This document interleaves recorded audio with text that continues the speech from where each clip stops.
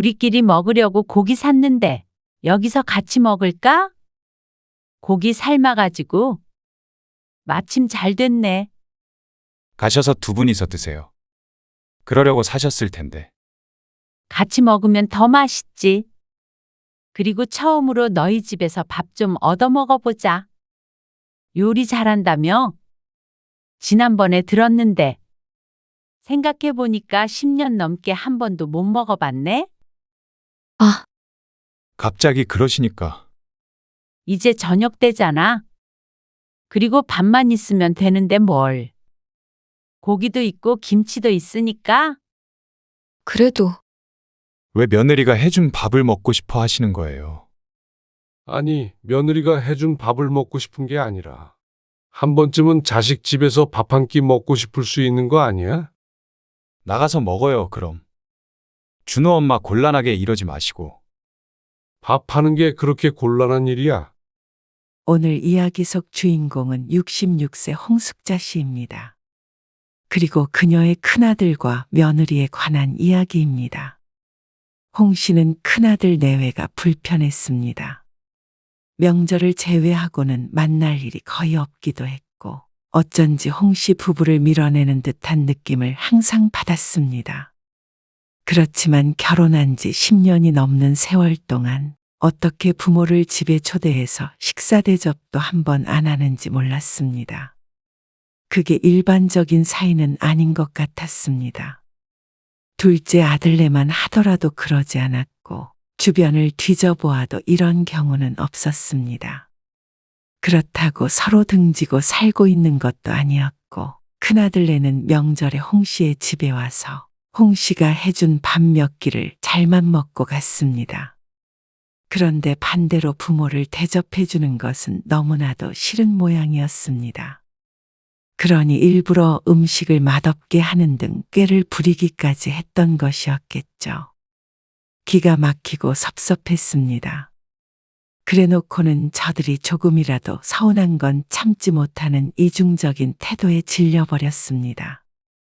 요즘 젊은 사람들이 문제가 아니라 아들 며느리가 문제인 듯 했습니다. 큰아들 내외의 생각이 그렇다면 홍 씨도 그에 맞춰줄 생각이었습니다. 눈에는 눈, 이에는 이였습니다. 홍 씨는 아들이 둘이 있었고 모두 결혼한 지 꽤 되어 손주들도 셋이나 있었습니다.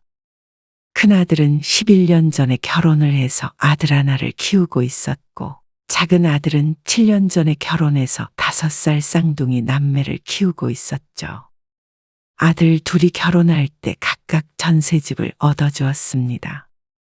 며느리들은 혼수만 넣을 수 있도록 했습니다.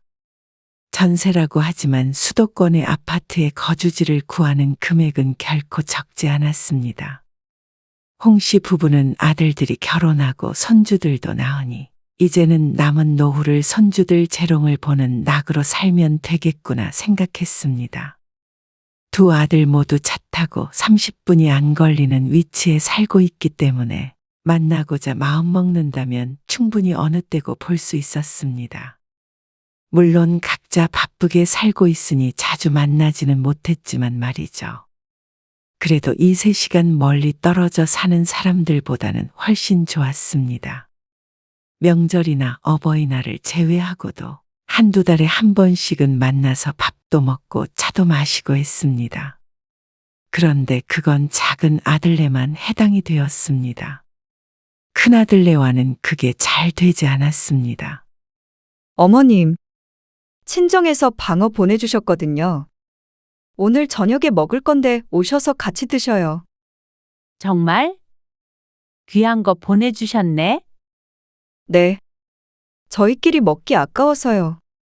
아버님 방어 좋아하시잖아요. 좋아하지?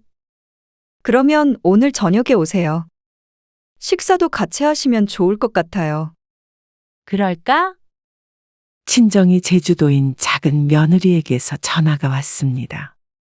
작은 아들네는 이렇게 맛있는 음식이 있거나 특별한 날이면 가끔씩 이렇게 홍 씨 부부를 집으로 초대했습니다. 그러면 홍 씨 부부도 같이 먹을 음식이나 선물 같은 걸 바리바리 싸들고 갔습니다. 불편할 텐데 초대해준 그 마음이 고마워서 말이죠. 그런데 큰아들에게서는 그런 초대를 받아본 적이 없었습니다.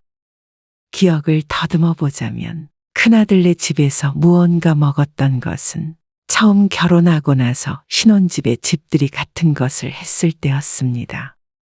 집들이 같은 것이라고 표현한 이유는 흔히들 하는 것처럼 음식 차려놓고 하는 집들이는 아니었기 때문이었습니다. 집 좋네. 그렇죠? 이 아파트 전세 없다고 그랬는데 저희가 운이 좋았어요. 위치도 좋은 것 같고 내부도 깔끔하다. 지은 지 오래되지 않았으니까요. 여기서 살다가 이 아파트 사도 좋을 것 같아요. 그렇겠다. 이거 받아. 선물이야. 이게 뭐예요? 로봇 청소기인데 걸레질 해주는 거래. 물만 넣고 돌리면 온 집을 혼자서 닦아준대. 정말요?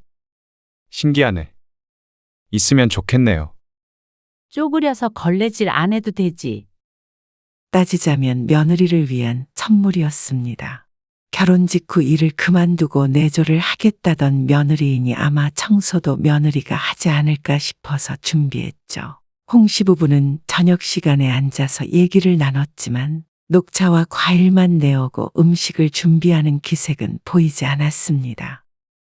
홍 씨 부부도 오래 앉아 있다가 갈 생각은 아니었기 때문에 어서 밥만 먹고 일어나려 했습니다. 이제 저녁 먹자. 일찍 가봐야 너희도 좀 쉬지. 아, 이 앞에 갈비집 가려고요. 갈비집? 네. 그게 깔끔하고 좋잖아요. 그러면서 아들이 외투를 집어들고는 나갈 준비를 했습니다. 그의 홍 씨 부부도 온 지 30분 만에 얼떨결에 아들을 따라서 엉덩이를 뗐습니다. 나가서 먹자고? 네. 당연하다는 듯이 대답하기에 홍 씨는 자신이 아는 집들이가 잘못된 것인가 싶었습니다. 보통은 집들이라고 하면 집에 초대해서 식사 대접도 하고 그런 거 아닌가 했습니다. 정말로 집 구경만 잠깐 하고는 집 밖을 나서야 했습니다. 어쩐지 집에서 음식 냄새가 하나도 나지 않는다 싶었습니다. 바깥에서 식사를 하고 집으로 돌아왔지만 홍 씨도 남편도 고개를 갸웃거렸습니다. 집들이를 말이야. 밖에서 사온 음식으로 차려줬다는 말은 들었어도 바깥에서 밥 먹고 헤어지는 경우도 있어. 그러게. 그 당시는 요즘 사람들이라 그런가 하는 의아함이 있었습니다. 그런데 작은 아들이 결혼했을 때 그게 아니라는 걸 알게 되었습니다. 작은 아들 내외는 홍 씨 부부를 초대해서 여러 음식을 해놓고 대접했습니다. 아직은 요리에 서툴다며 사온 음식도 있고 직접 한 음식도 있었지만 어느 때보다도 좋은 시간을 보내고 돌아왔습니다. 전세자금을 지원해줘서 감사하다는 인사도 들으니 뿌듯하기도 했습니다. 그리고 그 뒤로도 작은 아들네와는 종종 왕래를 했습니다. 혹시라도 맞벌이하는 아들 며느리 힘들까봐 초대를 받으면 꼭 함께 먹을 음식도 싸갔고 2달에 한 번 이상은 가지 않으려고 했습니다. 아무리 좋은 사이더라도 자주 보면 지치기 마련이니 말이죠. 아들보다도 며느리가 걱정돼서 그렇게 했습니다. 음식을 싸간다고 하더라도 시부모가 집에 온다고 하면 청소도 해야 되고 이것저것 신경 쓸 게 한두 가지가 아님을 홍 씨도 모르지 않았습니다. 시어머니가 되기 이전에는 홍 씨도 항상 며느리의 입장에 있었기 때문입니다. 그러다 보니 둘째 며느리와는 잘 지냈습니다. 가끔 전화해서 서로 안부도 묻고 특별한 날에는 선물도 주고받고 말이죠. 그런데 큰아들네와는 그게 잘 되지 않았습니다. 생각해보면 아들네 집에 간 것도 11년 동안 5손가락 안에 꼽았습니다. 그것도 손주 때문에 피치 못할 사정이 있을 때였습니다. 잠시만 봐주세요. 어머님, 죄송해요. 제가 급하게 나가봐야 해서요. 그래. 얼른 가봐. 큰며느리의 여동생이 근처 지역에서 살고 있었는데 진통이 와서 산부인과에 가야 하는데 집에 혼자 있다며 며느리가 급히 홍 씨를 불렀습니다. 아직 돌이 안 된 손주 때문에 그냥 두고 가거나 데리고 가기에도 힘들다며 말이죠. 제부도 오고 있다고 하니까 일단 이번 도와주고 연락드릴게요. 홍 씨는 고개를 끄덕였습니다. 그리고 아들 집에서 손주를 돌봐주었습니다. 2시간쯤 있으니 며느리에게서 전화가 왔습니다. 어머님, 아직 아이가 나올 때가 안 됐다고 해서 저는 제부한테 동생 맡기고 지금 돌아가고 있어요. 아직 준우 아빠 안 왔죠? 아직 안 왔어. 준우 잘 놀고 있으니까 너무 서두르지 말고 조심히 와. 네. 금방 갈게요. 그리고 3, 40분쯤 있자 아들과 며느리가 함께 집으로 들어왔습니다. 이 앞에서 만났어요. 준우 잘 있었어요? 순하고 잘 놀아. 우유도 먹였고 고생하셨네요. 고생은? 이렇게 예쁜 손주 보는데 무슨 고생? 아들은 외투를 벗더니 소파 앞에 털썩 앉았습니다. 그리고 며느리는 아이를 안아들고 있었습니다. 홍 씨는 내심 저녁을 함께 먹을 생각을 하고 있었습니다. 그런데 각자 할 일들을 하니 어쩐지 계속 있기가 힘든 분위기였죠. 차 가지고 오셨죠? 아빠가 태워줬어. 아, 그러면 다시 데리러 오신대요? 아, 전화해봐야겠지? 아들의 말에 홍 씨가 남편과 통화를 했습니다. 남편은 벌써 오느냐며 의아해했고 20분이 좀 넘었을 때 1층 주차장으로 내려오라고 남편이 전화를 했습니다. 아버지 오셨댄다. 그럼 가볼게. 네. 조심히 가세요. 안녕히 가세요. 아들 며느리의 배웅을 받고 집을 나왔는데 어쩐지 섭섭했습니다. 그래도 급하게 와서 몇 시간 동안 아이를 봐줬는데 저녁 시간에 같이 밥 먹잔 소리도 안 하고 이렇게 바로 돌려보내는지 다소 황당했습니다. 홍 씨가 먹든 안 먹든 함께 먹자고 말이라도 하는 게 당연하다고 생각했습니다. 그게 매너가 아닌가 싶었습니다. 그런데 얼른 가보라는데 자리를 지키고 있을 만한 뻔뻔함이 홍 씨에게는 없었습니다. 그래서 급하게 나와서 남편의 차를 타자 질문이 날아왔습니다. 왜 밥도 안 먹고 벌써 와? 홍 씨가 대답을 않고 있자 남편이 중얼거렸습니다. 당신 당연히 밥은 먹고 올 줄 알고 밥 차렸다가 다시 냉장고에 넣었어. 그 말에 홍 씨도 씁쓸한 미소를 지었습니다. 남편이 생각하기에도 이런 상황이라면 함께 밥을 먹는 게 맞는 모양이었습니다. 처음엔 큰아들과 며느리가 정신없는 와중에 거기까지 생각을 못한 줄 알았습니다. 그런데 그게 아님은 그 뒤로 2년, 3년 더 지날수록 알게 되었습니다. 종종 비슷한 부탁은 하면서도 결코 오래 머무르도록 하지 않았고 한 번도 아들 집에서 밥을 먹어본 적이 없었죠. 그러니 눈치가 있는 사람이라면 당연히 알 수밖에 없었습니다. 큰며느리가 시부모의 방문을 반기지 않는구나 하는 걸 말이죠. 그리고 아들도 그것에 동조한다는 걸 말이죠. 각자 성격이 다르니 이해하자 싶었습니다. 그런데 가끔은 큰아들 내외에게 서운할 때도 있었습니다. 홍 씨가 아들 내외를 만나는 것은 명절이 고작이었고 가끔 생일이 주말에 있다면 올 때도 있었습니다. 그래봤자 제사도 안 지내니 1년에 3, 4번 만나면 많이 보는 것이었습니다. 20분 거리에 사는데도 말이죠. 어서 와. 얼굴이 좋아 보인다. 잘 지냈어? 좋아 보이긴요. 요즘 회사도 바쁘고 그래서 정신없어요. 어제까지 야근했어요. 아이고 고생이 많네. 잘 지내셨어요? 그럼 얼른 들어와. 권호도 방금 도착했어. 일찍 왔네요. 그러게. 배고프지? 밥 차리고 있으니까 거실에 있어. 혼 씨는 큰아들 부부와 손주를 반겼습니다. 오랜만에 보니 손주도 훌쩍 커 있었습니다. 초등학교에 들어갔으니 1년이 달랐습니다. 남편은 거실에서 작은 아들의 쌍둥이 남매를 돌보았습니다. 그리고 아들 며느리들은 서로 둘러앉아 대화를 나누었습니다. 홍 씨는 그 사이에 밥을 차렸습니다. 어머님, 뭐 좀 거들까요?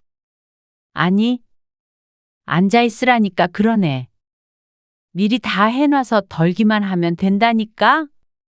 제가 덜게요. 다 됐어. 5분만 기다려. 홍 씨는 부엌으로 들어온 작은 며느리를 다시 거실로 돌려보냈습니다. 홍 씨 가족은 차례는 지내지 않았고 전날 저녁에 함께 저녁을 먹고 명절 당일 아침에 떡국을 먹고 헤어졌습니다. 홍 씨는 저녁에 자식들이 도착하기 전에 미리 모든 음식을 준비해 놓았습니다. 데우기만 하면 되도록 말이죠. 설거지는 식기세척기를 써서 고생스럽지도 않았습니다. 홍 씨는 작은 일도 며느리들에게 시키지 않았습니다.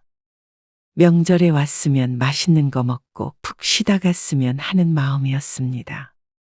홍 씨도 명절에 시집에서 차례 음식 준비하고 산더미 같은 설거지를 안 해본 것이 아니었습니다. 시부모님이 돌아가시고 더는 하지 않았지만 그래도 그런 명절이 부담스럽고 괴롭다는 걸 충분히 알고 있었습니다. 그러니 홍 씨의 며느리들이 명절에 시집에 오는 게 싫은 일이 아니었으면 했습니다. 이리 주세요. 과일은 제가 깎을게요. 작은 며느리가 홍 씨의 손에 들려있던 쟁반을 가져갔습니다. 그리고 사과와 배를 깎으면서 말했습니다. 음식 준비하느라 엄청 힘드셨을 것 같아요. 다 손 많이 가는 건데. 그냥 낮에 할 일 없으니까 한 거지. 그래도요. 매번 아무것도 안 하고 얻어만 먹으니까. 아이, 괜찮아. 맛있게 먹으면 됐지. 다음 달에 어머님 생신에 아버님이랑 같이 저희 집에 오세요. 같이 식사해요. 그땐 제가 맛있는 거 많이 해놓을게요. 말이라도 고맙네. 말만 그런 거 아니에요. 홍 씨는 작은 며느리의 말에 웃었습니다. 그리고 그때 사과를 아삭아삭 먹고 있는 큰 며느리와 눈이 마주쳤습니다. 며느리는 자연스럽게 시선을 돌렸습니다. 아, 어머님 생신 때 다 같이 만날까요? 주말이잖아요. 그러네. 아, 근데 저희 집은 쌍둥이 때문에 엄청 어수선한데. 그러면 형님 내서? 작은 며느리가 큰 며느리를 보며 살짝 운을 뗐지만 큰 며느리가 질색을 했습니다. 뭐? 그건 좀 아니지. 내가 왜? 차라리 그냥 밖에서 사 먹어. 우리도 식탁이 작아서 다 같이 못 먹어. 그래. 그리고 뭘 다 모여. 따로 그냥 챙기면 되지. 그러자 큰 며느리와 아들에게 서운하기도 했습니다. 이제 와서 느끼는 감정은 아니었고 늘상 마음 한구석에 불편한 감정이 있었는데 작은 며느리의 말을 들으니 큰 며느리와 너무 달랐습니다. 결혼한 지 10년이 넘었는데 한 번도 이런 말을 빈말로도 한 적이 없었습니다. 작은 며느리는 자주는 아니어도 1년에 한두 번은 그래도 홍 씨 부부를 불러서 함께 맛있는 것 먹고 시간을 보냈는데 말이죠. 최소한 명절에 와서 얻어먹은 만큼은 돌려주려고 했습니다. 그것이 인지상정이 아닌가 하는 생각이 들었습니다. 요즘 사람 치고서도 큰아들네는 거리가 있는 것 같았습니다. 그런데 또 홍 씨 부부만 초대를 안 하는 거면 이해가 가겠지만 사돈네는 잘만 초대하는 것 같았습니다. 직접적으로 그런 말은 하지 않았지만 대화를 나누다 보면 충분히 유추할 수가 있었습니다. 저는 바쁘니까 집에서는 요리 잘 안 하게 되더라고요. 그래서 요즘엔 사 먹을 때도 있어요. 그건 그래. 우리도 마찬가지야. 요즘 그런 밀키트 같은 것도 잘 나오니까. 두 며느리가 대화를 하고 있는데 큰아들이 끼어들었습니다. 그래도 당신 요리는 잘하잖아. 아, 요리 잘하세요?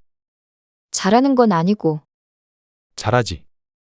그 왜 지난번에 장인어른 오셨을 때도 자기가 한갈비찜 진짜 맛있다고 엄청 칭찬하셨잖아. 에이, 그 정도는 아니야. 그리고 홍 씨는 부엌에서 컵을 닦으며 거실에서 작게 들려오는 대화를 듣고 있었습니다. 그 말을 들으니 아들네가 집에 사돈네를 초대해서 밥을 차려줬다는 걸 알 수 있었죠. 그러니 황당한 기분이었습니다. 아무리 친정부모와 시부모가 다르다고 하지만 어쩜 우리만 한 번을 초대를 안 해주나 싶었습니다. 어쩐지 차별당하고 있다고 생각하니 기분이 좋지 않았습니다. 그러다가 아들네 집에 들릴 일이 있었습니다. 홍 씨는 집에서 직접 김장을 해서 먹었는데 딱 홍 씨 부부와 두 아들네 먹을 양만 해서 나눠줬습니다. 그런데 작은 아들네 집에 들렀다가 큰아들 집 앞에 도착했습니다. 아무래도 바쁜 자식들보다는 홍 씨 부부가 왔다 갔다 하는 게 좋을 것 같아서 이렇게 매년 갖다 주었죠. 원래는 김치만 전해주고 오지만 홍 씨는 이번엔 다른 생각이 들었습니다. 그래서 김치를 주면서 아들 며느리에게 말했습니다. 아참, 우리끼리 먹으려고 고기 샀는데 여기서 같이 먹을까? 고기 삶아가지고.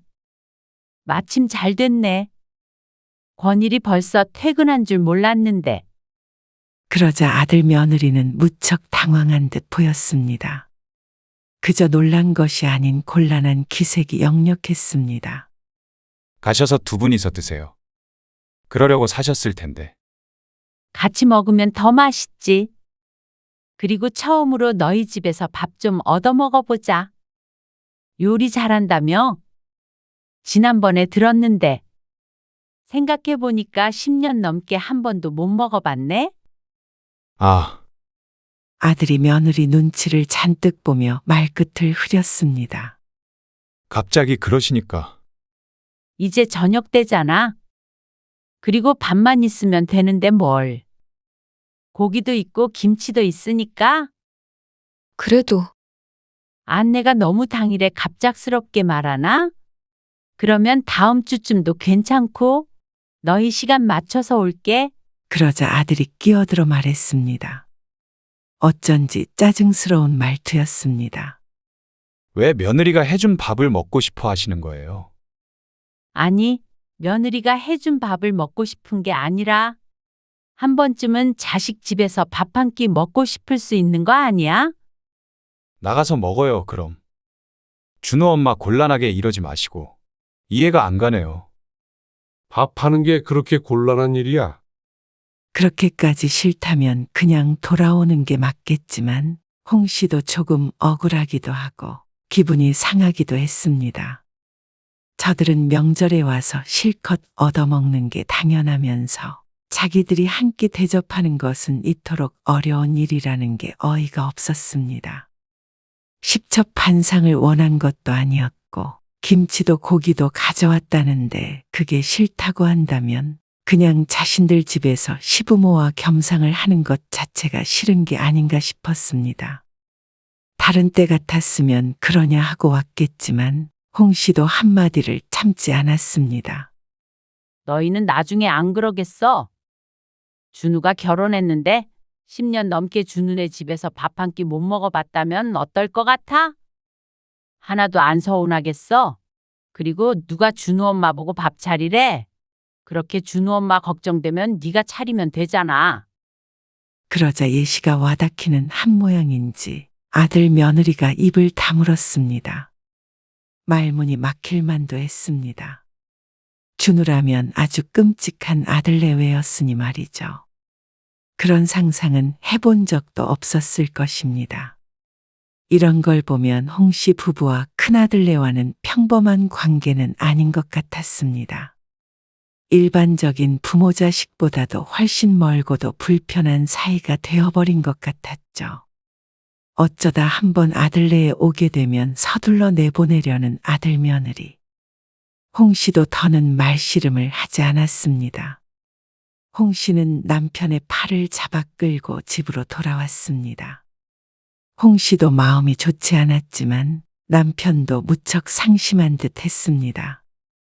그렇게 말씨름 하듯이 대화를 주고받고 돌아온 게 못내 속상한 듯 했습니다.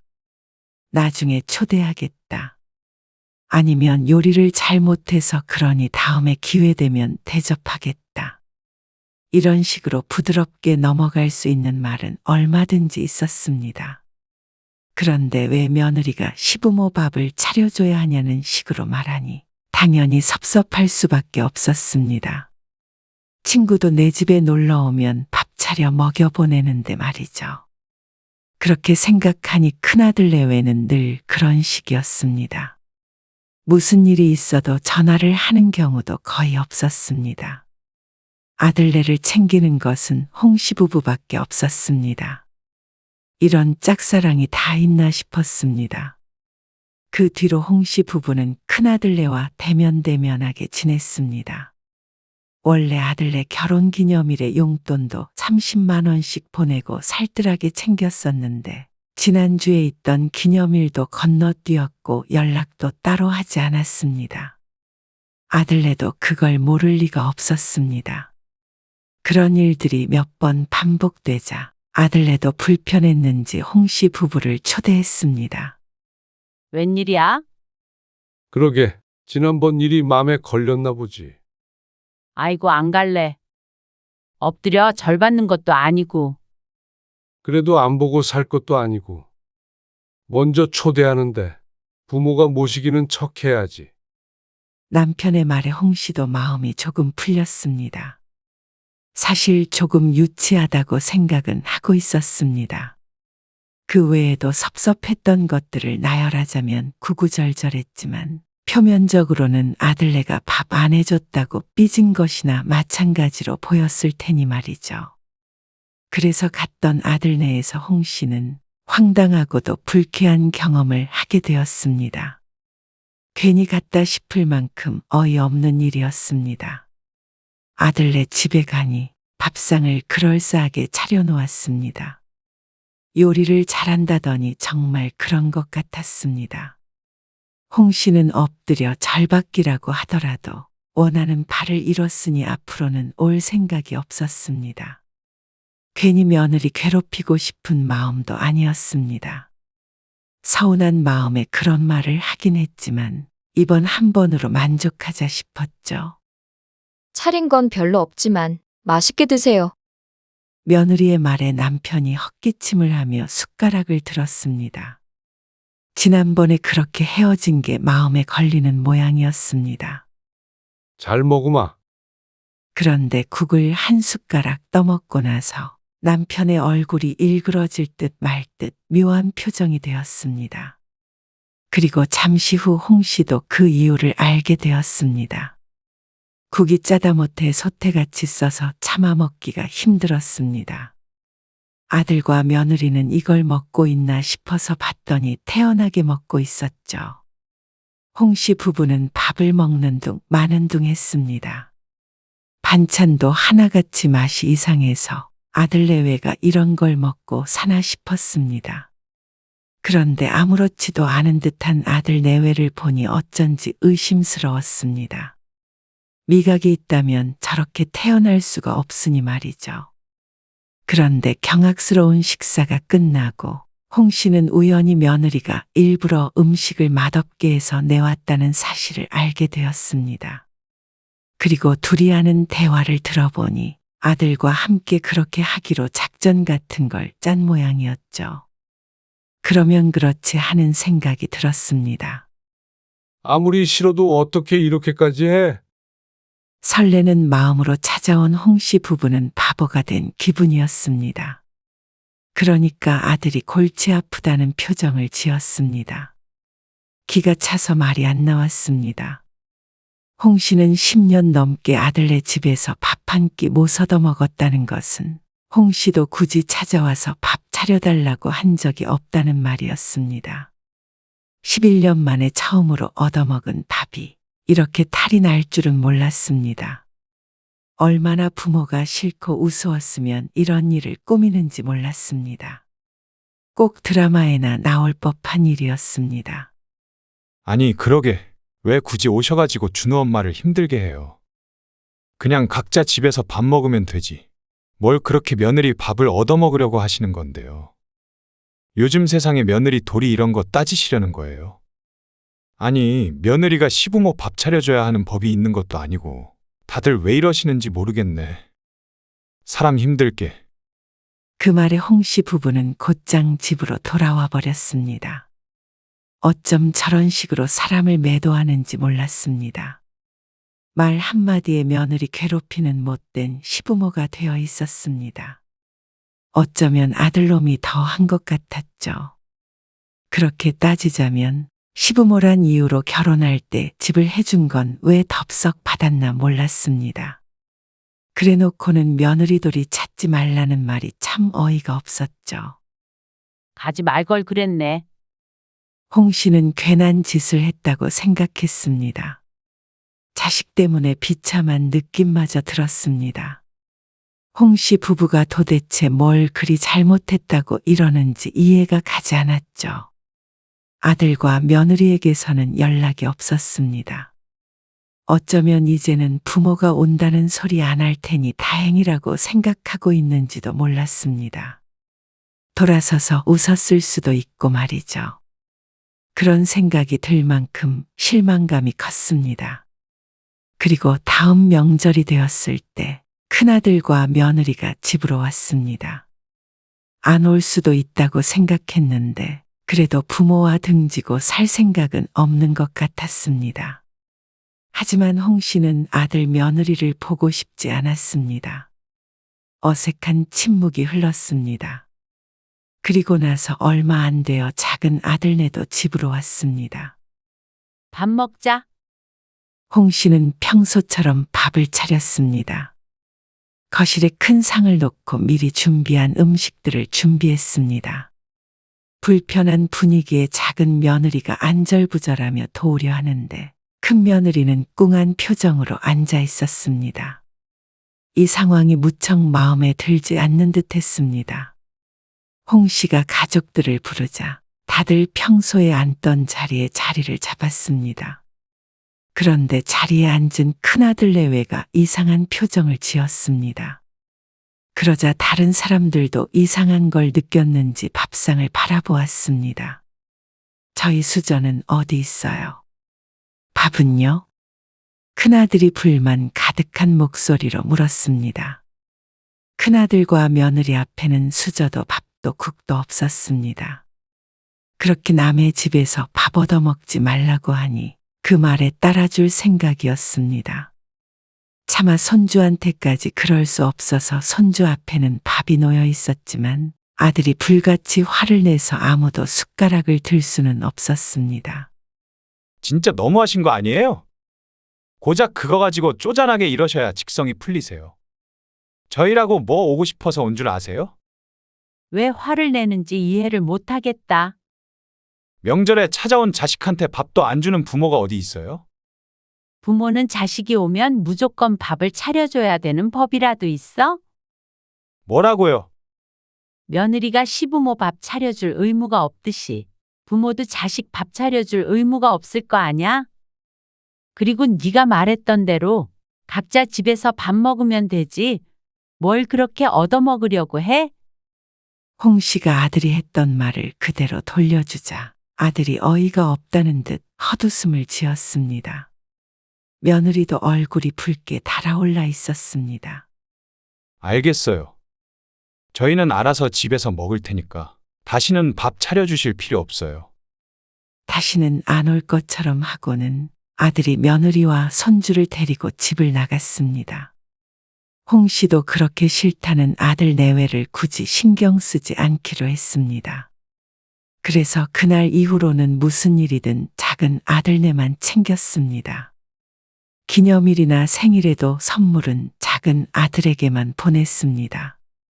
그리고 여행 가자기에 모든 경비를 홍 씨 부부가 내고 다 함께 여행을 가기도 했습니다. 저희 내년쯤 이사할까 해요. 이사는 왜? 저희도 집 사야죠. 그동안 열심히 모았다며 집을 사서 이사를 하겠다는 작은 아들에게 남편이 말했습니다. 나중에 엄마 아빠 귀촌할 수도 있어. 그러면 그때 이 집에서 들어와 살래? 그러자 작은 아들은 잠시 놀라더니 고개를 저었습니다. 이미 다 계획이 되어 있으니 굳이 필요 없다며 말이죠. 말씀이라도 그렇게 해주셔서 감사해요. 그러자 어느 날엔가 작은 아들네로부터 그런 얘기를 들었는지 큰아들과 연락을 안 하고 산지 반년이 넘어서 아들에게서 먼저 전화가 왔습니다. 제가 생각이 짧았어요. 저는 그냥 준호 엄마가 시집살이 때문에 힘든 일 생길까봐 애초에 그런 일을 안 만들려고 그랬던 거예요. 그래? 참 짧았다. 계속 그렇게 짧게 살던지 마음대로 해. 난 이제 신경 안 써. 홍 씨는 지금으로서는 아들 며느리를 다시 볼 생각이 없었습니다. 아들네를 도와주고 밥 한 끼 못 얻어먹고 쫓겨나듯이 집을 나왔던 일, 일부러 소태 같은 국을 내왔던 일, 며느리 도리를 바라지 말라고 말했던 일들이 아직도 기억에 생생했습니다. 그저 저들이 불리한 상황이 된 것 같으니 손바닥 뒤집듯이 태도를 바꾼 것조차 마음에 들지 않았습니다. 며느리 도리 바라지 말라고 하더니 부모로부터 받을 수 있는 것들에 대한 미련은 철철 넘치는 것 같았습니다. 그런데 뭐가 예쁘다고 홍 씨가 큰아들 부부를 챙길까요? 뒤늦게 후회를 한 건지 또다시 눈 가리고 아웅하려는 건지 모르겠지만 적어도 앞으로 몇 년 몇 큰아들네를 돌아볼 마음이 없었습니다. 지난 11년간 1년에 몇 번 보지도 않고 살았으니 그 몇 번 안 본다고 크게 다르지도 않았습니다. 홍 씨도 이제 자식답게 부모를 대하는 사람만 자식으로서 대할 생각이었죠.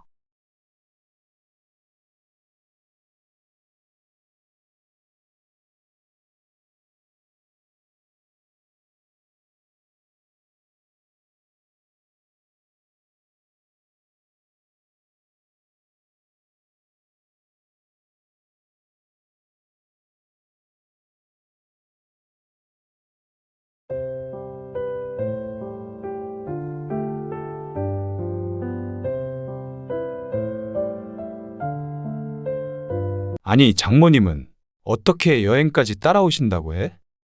따라온다고 한 게 아니라 내가 같이 가자고 했지. 나는 당연히 같이 가는 건 줄 알고.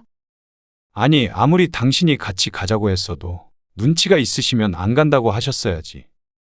엄마가 안 간다고 하긴 했는데 안 간다는 장모님을 왜 굳이 같이 가자고 그래?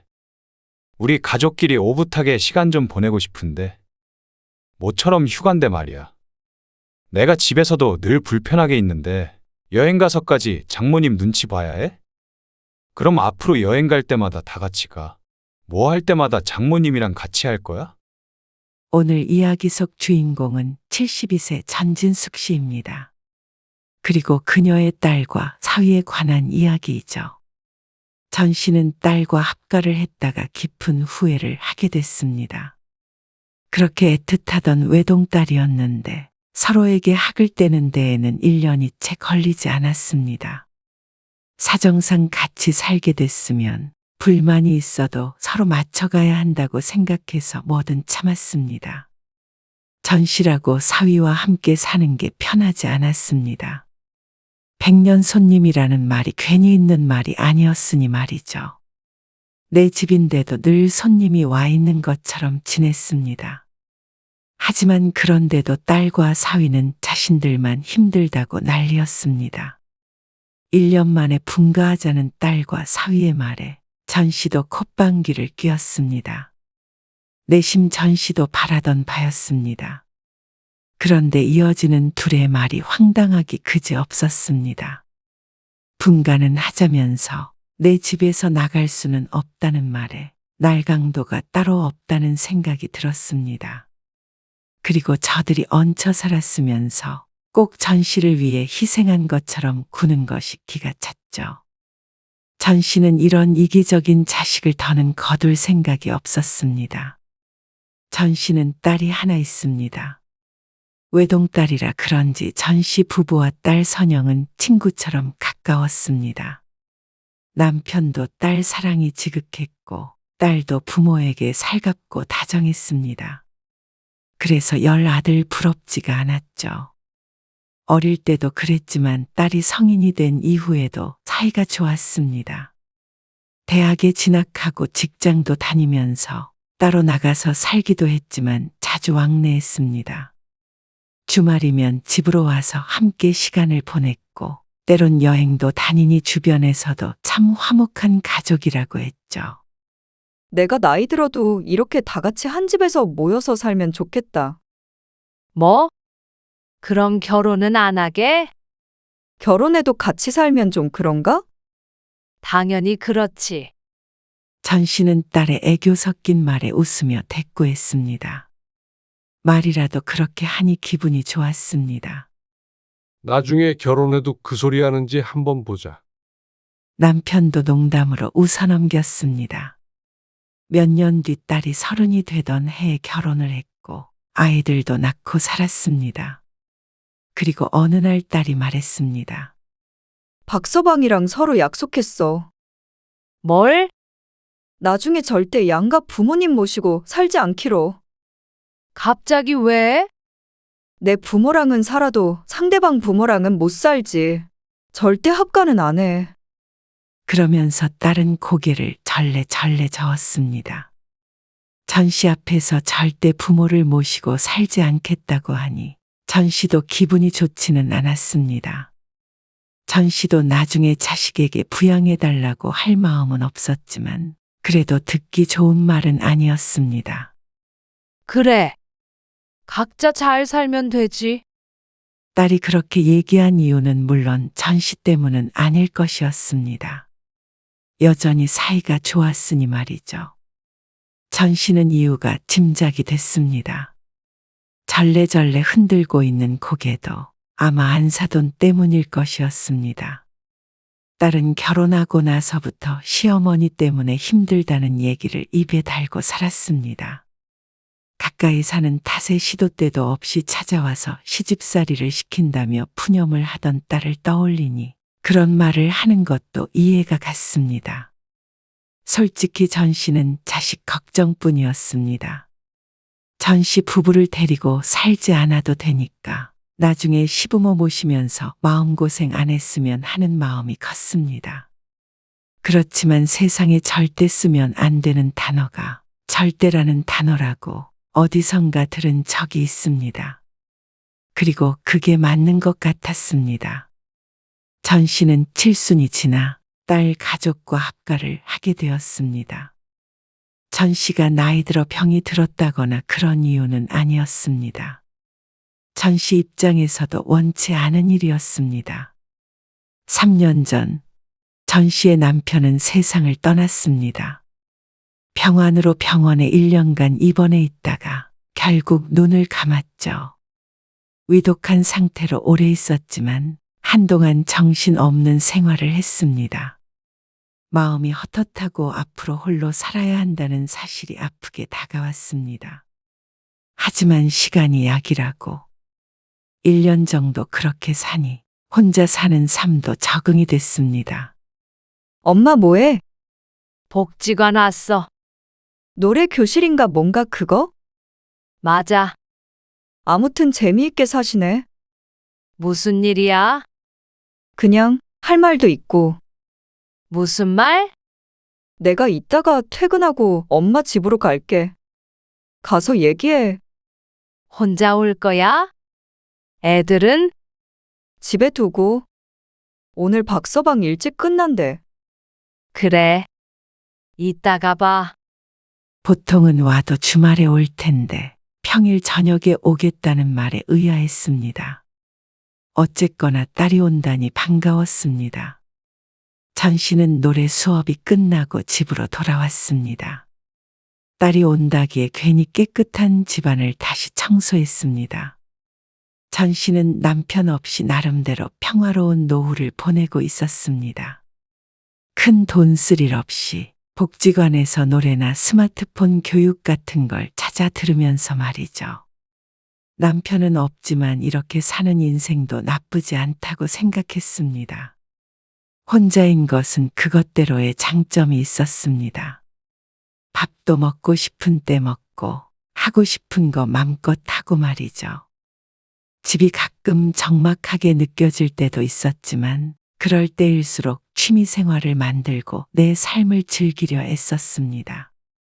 그러니 즐거운 날이 많아졌죠. 엄마, 나왔어. 그래, 왔니? 밥은 먹었어? 아니, 여기서 먹으려고 안 먹었지. 얼른 앉아. 같이 먹게.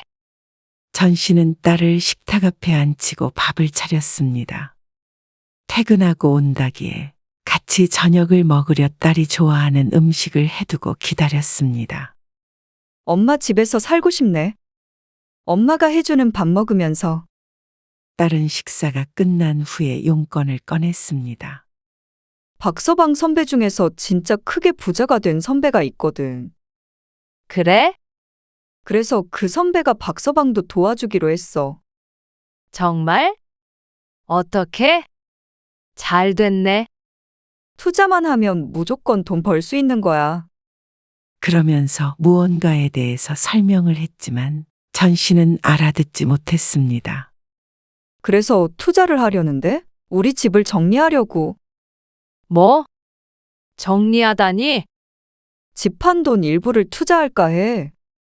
그 말에 전 씨는 무척 걱정스러웠습니다. 못 모르는 전 씨가 들어도 큰일이 날 것 같았습니다. 에이, 절대 그런 거 아니야. 차라리 대출을 조금 받아서 하면 되잖아. 이미 주택담보대출 받은 것도 좀 있잖아. 그거 전부 이자 갚느니 차라리 팔고서 엄마 집으로 들어오면 어떨까 싶어서. 전 씨는 또다시 놀랐습니다. 절대로 양가 부모는 모시고 살지 않겠다던 딸이 먼저 합가 얘기를 꺼내니 말이죠. 어차피 엄마도 혼자잖아. 그냥 합쳐서 살면 좋지 않을까. 엄마는 안 외롭고. 우리는 일 늦게 끝나면 엄마가 애들도 좀 챙겨주고 하면 좋지. 그래도 그게 단순한 문제가 아니잖아. 전 씨는 걱정이 앞섰습니다. 건강이나 피치 못할 이유 때문이 아닌 돈이 얽힌 문제였기 때문에 나중에 서로 힘들어지는 일이 생기지 않을까 생각했습니다. 그리고 같이 살다 보면 서로 불편할 테고 말이죠. 불편하다니? 절대 그런 일 없어. 왜 같이 못 살아? 엄마가 뭐 나 시집살이 시키는 것도 아니고 박서방도 엄마랑 같이 있는 거 안 불편해해. 명절 때 봐서 알잖아. 아들이었다면 단박에 거절했을 것이지만 딸이기에 전 씨도 고민이 됐습니다. 하지만 선뜻 그러자고 하지 못했습니다. 박서방이 먼저 그러자고 한 거니까 걱정 말고 잘 생각해봐, 엄마. 우리한테 진짜 좋은 기회니까. 그러고서 딸은 전 씨의 집을 나갔습니다. 전 씨는 며칠간 고민을 하다가 딸에게 전화해서 거절의 뜻을 밝혔습니다. 집까지 팔아가며 투자를 한다는 것도 걱정이 됐고 함께 사는 문제도 아무리 생각해 보아도 좋은 방법이 아닌 것 같았습니다. 그런데 그 다음 주에 딸이 아닌 사위에게서 전화가 왔습니다. 장모님, 이번 기회 놓치기 힘들어서 어차피 집은 팔 거예요. 장모님이 합가 못한다고 하셔도요. 그러면 아마 월세로 갈 것 같아요. 그래서 되도록이면 장모님이 함께 살아주셨으면 해요. 그러면서 전 씨를 설득했습니다. 전혀 위험한 일이 아니고 2, 3년이면 크게 수익이 크게 날 것이라고 했습니다. 그러면 그때 더 큰 집으로 같이 옮기자고 했습니다. 맞벌이에도 부자가 될 수 없는 것이 현실이라며 아이들을 좀 더 잘 교육시키고 풍족하게 키우고 싶다고 했습니다. 물론 꼭 그 이유 때문만은 아니에요. 장모님 혼자 계신 것도 걱정되고요. 선영이도 항상 신경 많이 써요. 근데 같이 살면 그런 일 없잖아요. 장모님은 그냥 계시면 되고 저희만 들어가면 되는 거니까 부담 가지실 필요 없죠. 사위까지 그러니까 전 씨는 차마 또다시 거절할 수가 없었습니다. 사위 말대로 전 씨가 이사를 가거나 전 씨의 집을 팔아야 하는 상황이 아닌 이상 합가 문제만으로 거절하기엔 너무 매정한 듯 했죠. 그렇게 전 씨와 딸의 가족은 합가를 했습니다. 아이들은 할머니와 같이 산다며 좋아했고 그런 아이들을 보니 전 씨도 기분이 좋았습니다. 딸 부부가 맞벌이를 하다 보니 일이 늦게 끝나면 아이들만 집에 있는 경우가 덜어 있었는데 그 시간에 전 씨가 함께 있어줄 수 있어서 다행이었습니다.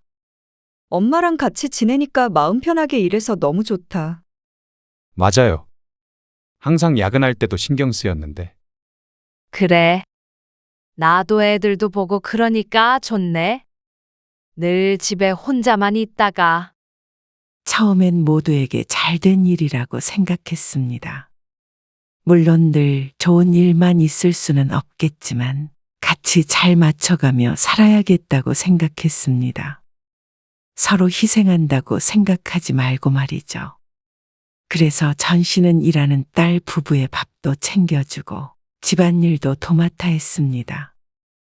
혼자 살 때보다 일은 많이 늘었지만 그래도 집에 있는 시간이 긴 것이 전 씨이기 때문에 당연하다고 생각했습니다.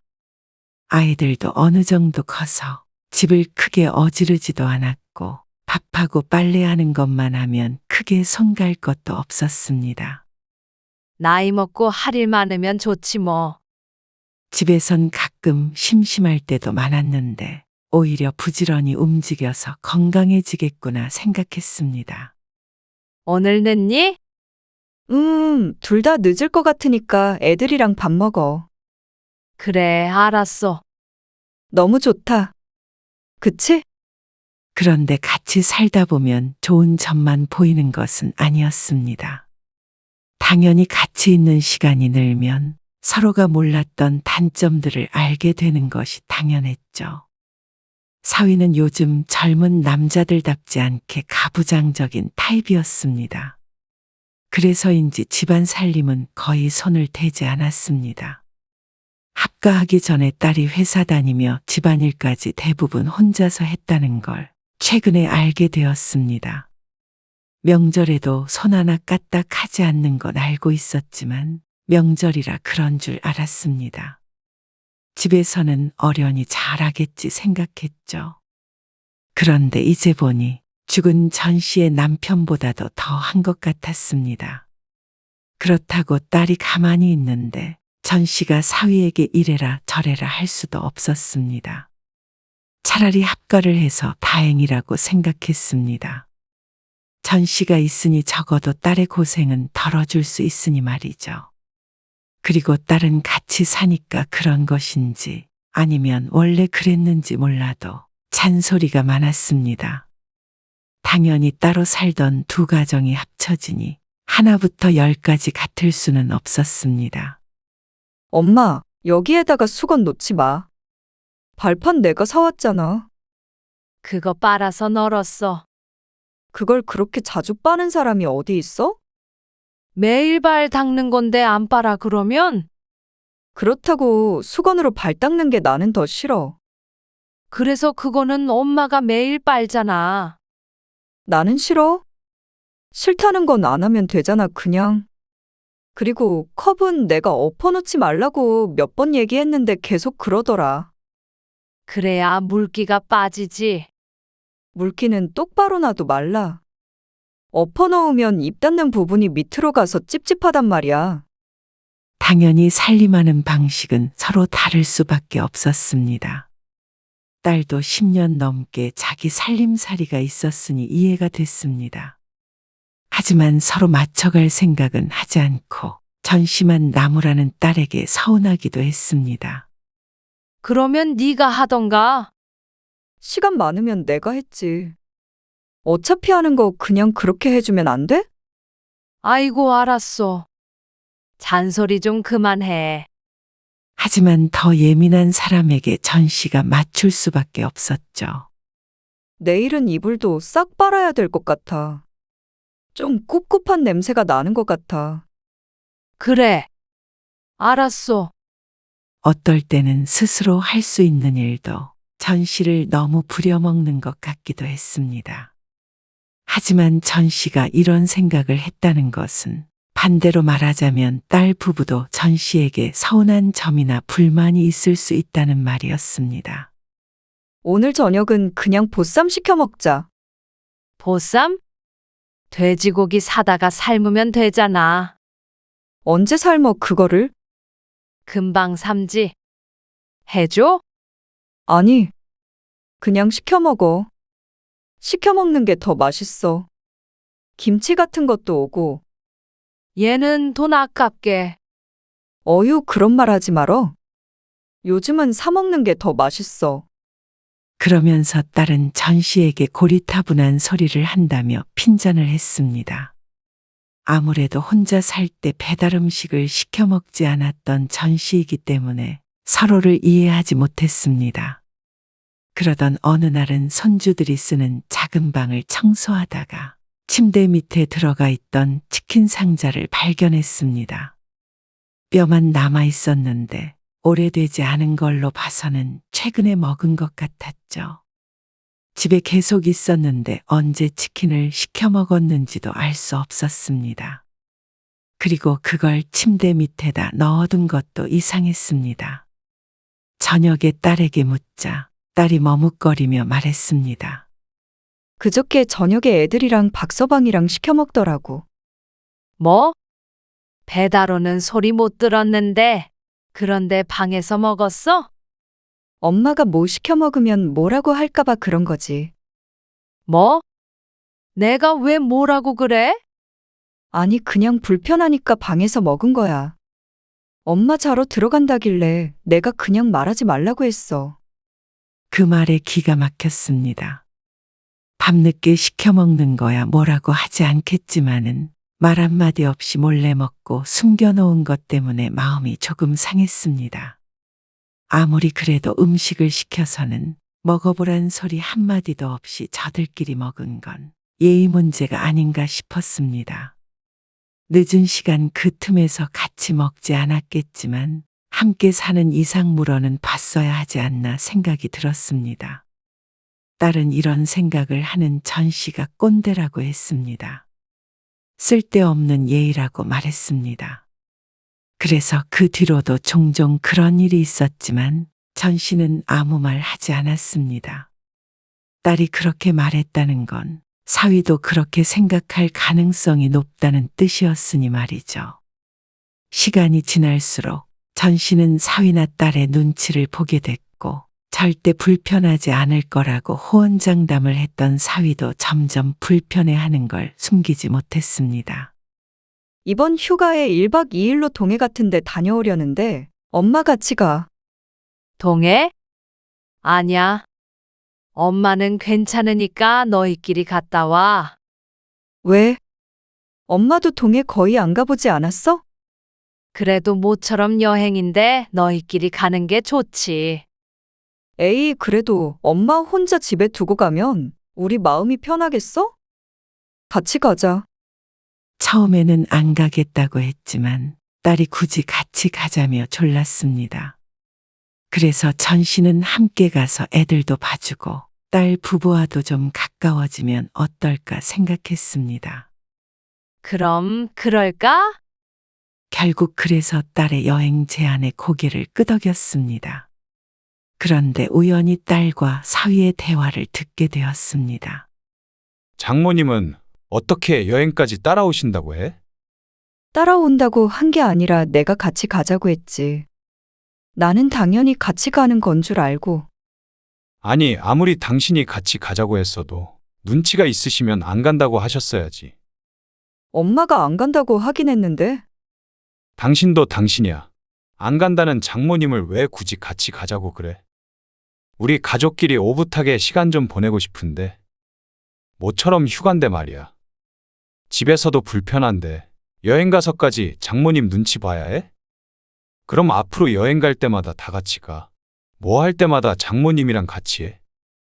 그 말에 얼른 방으로 돌아왔지만 머리를 스스로 쿵 쳐야 했습니다. 참 나이 들어 이러지 않으려고 노력했지만 자신이 눈치가 없었구나 싶었습니다. 가자고 해도 끝까지 싫다고 했어야 하는 건데 말이죠. 섭섭한 마음은 들었지만 그게 맞을 것 같았습니다. 이렇게 해서 같이 간들 서로 불편할 것이 뻔했습니다. 그래서 다음날 딸에게 했습니다. 생각해보니까 여행은 너희끼리 다녀와. 어? 왜? 요즘 허리도 아프고 나이 드니까 어디 돌아다니는 것도 귀찮아. 그래도 엄마 혼자 있어도 괜찮아? 딸은 더는 같이 가자고 설득하지 않았습니다. 아, 당연히 괜찮지. 엄마도 혼자 있고 싶을 때 많어. 그리고 그날 저녁에 모임도 갈 거니까 내 걱정은 말고 너네끼리 좋은 시간 보내고 와. 엄마도 좋은 시간 보낼게. 그래. 알았어. 어쩔 수 없지. 어떻게 말을 꺼내야 하나 고민했을 텐데 딸이 안심한 듯 웃었습니다. 그제서야 전 씨는 같이 사는 게 이런 거구나 싶었습니다. 전 씨도 그렇지만 자식들도 편하지 않겠구나 생각이 들었습니다.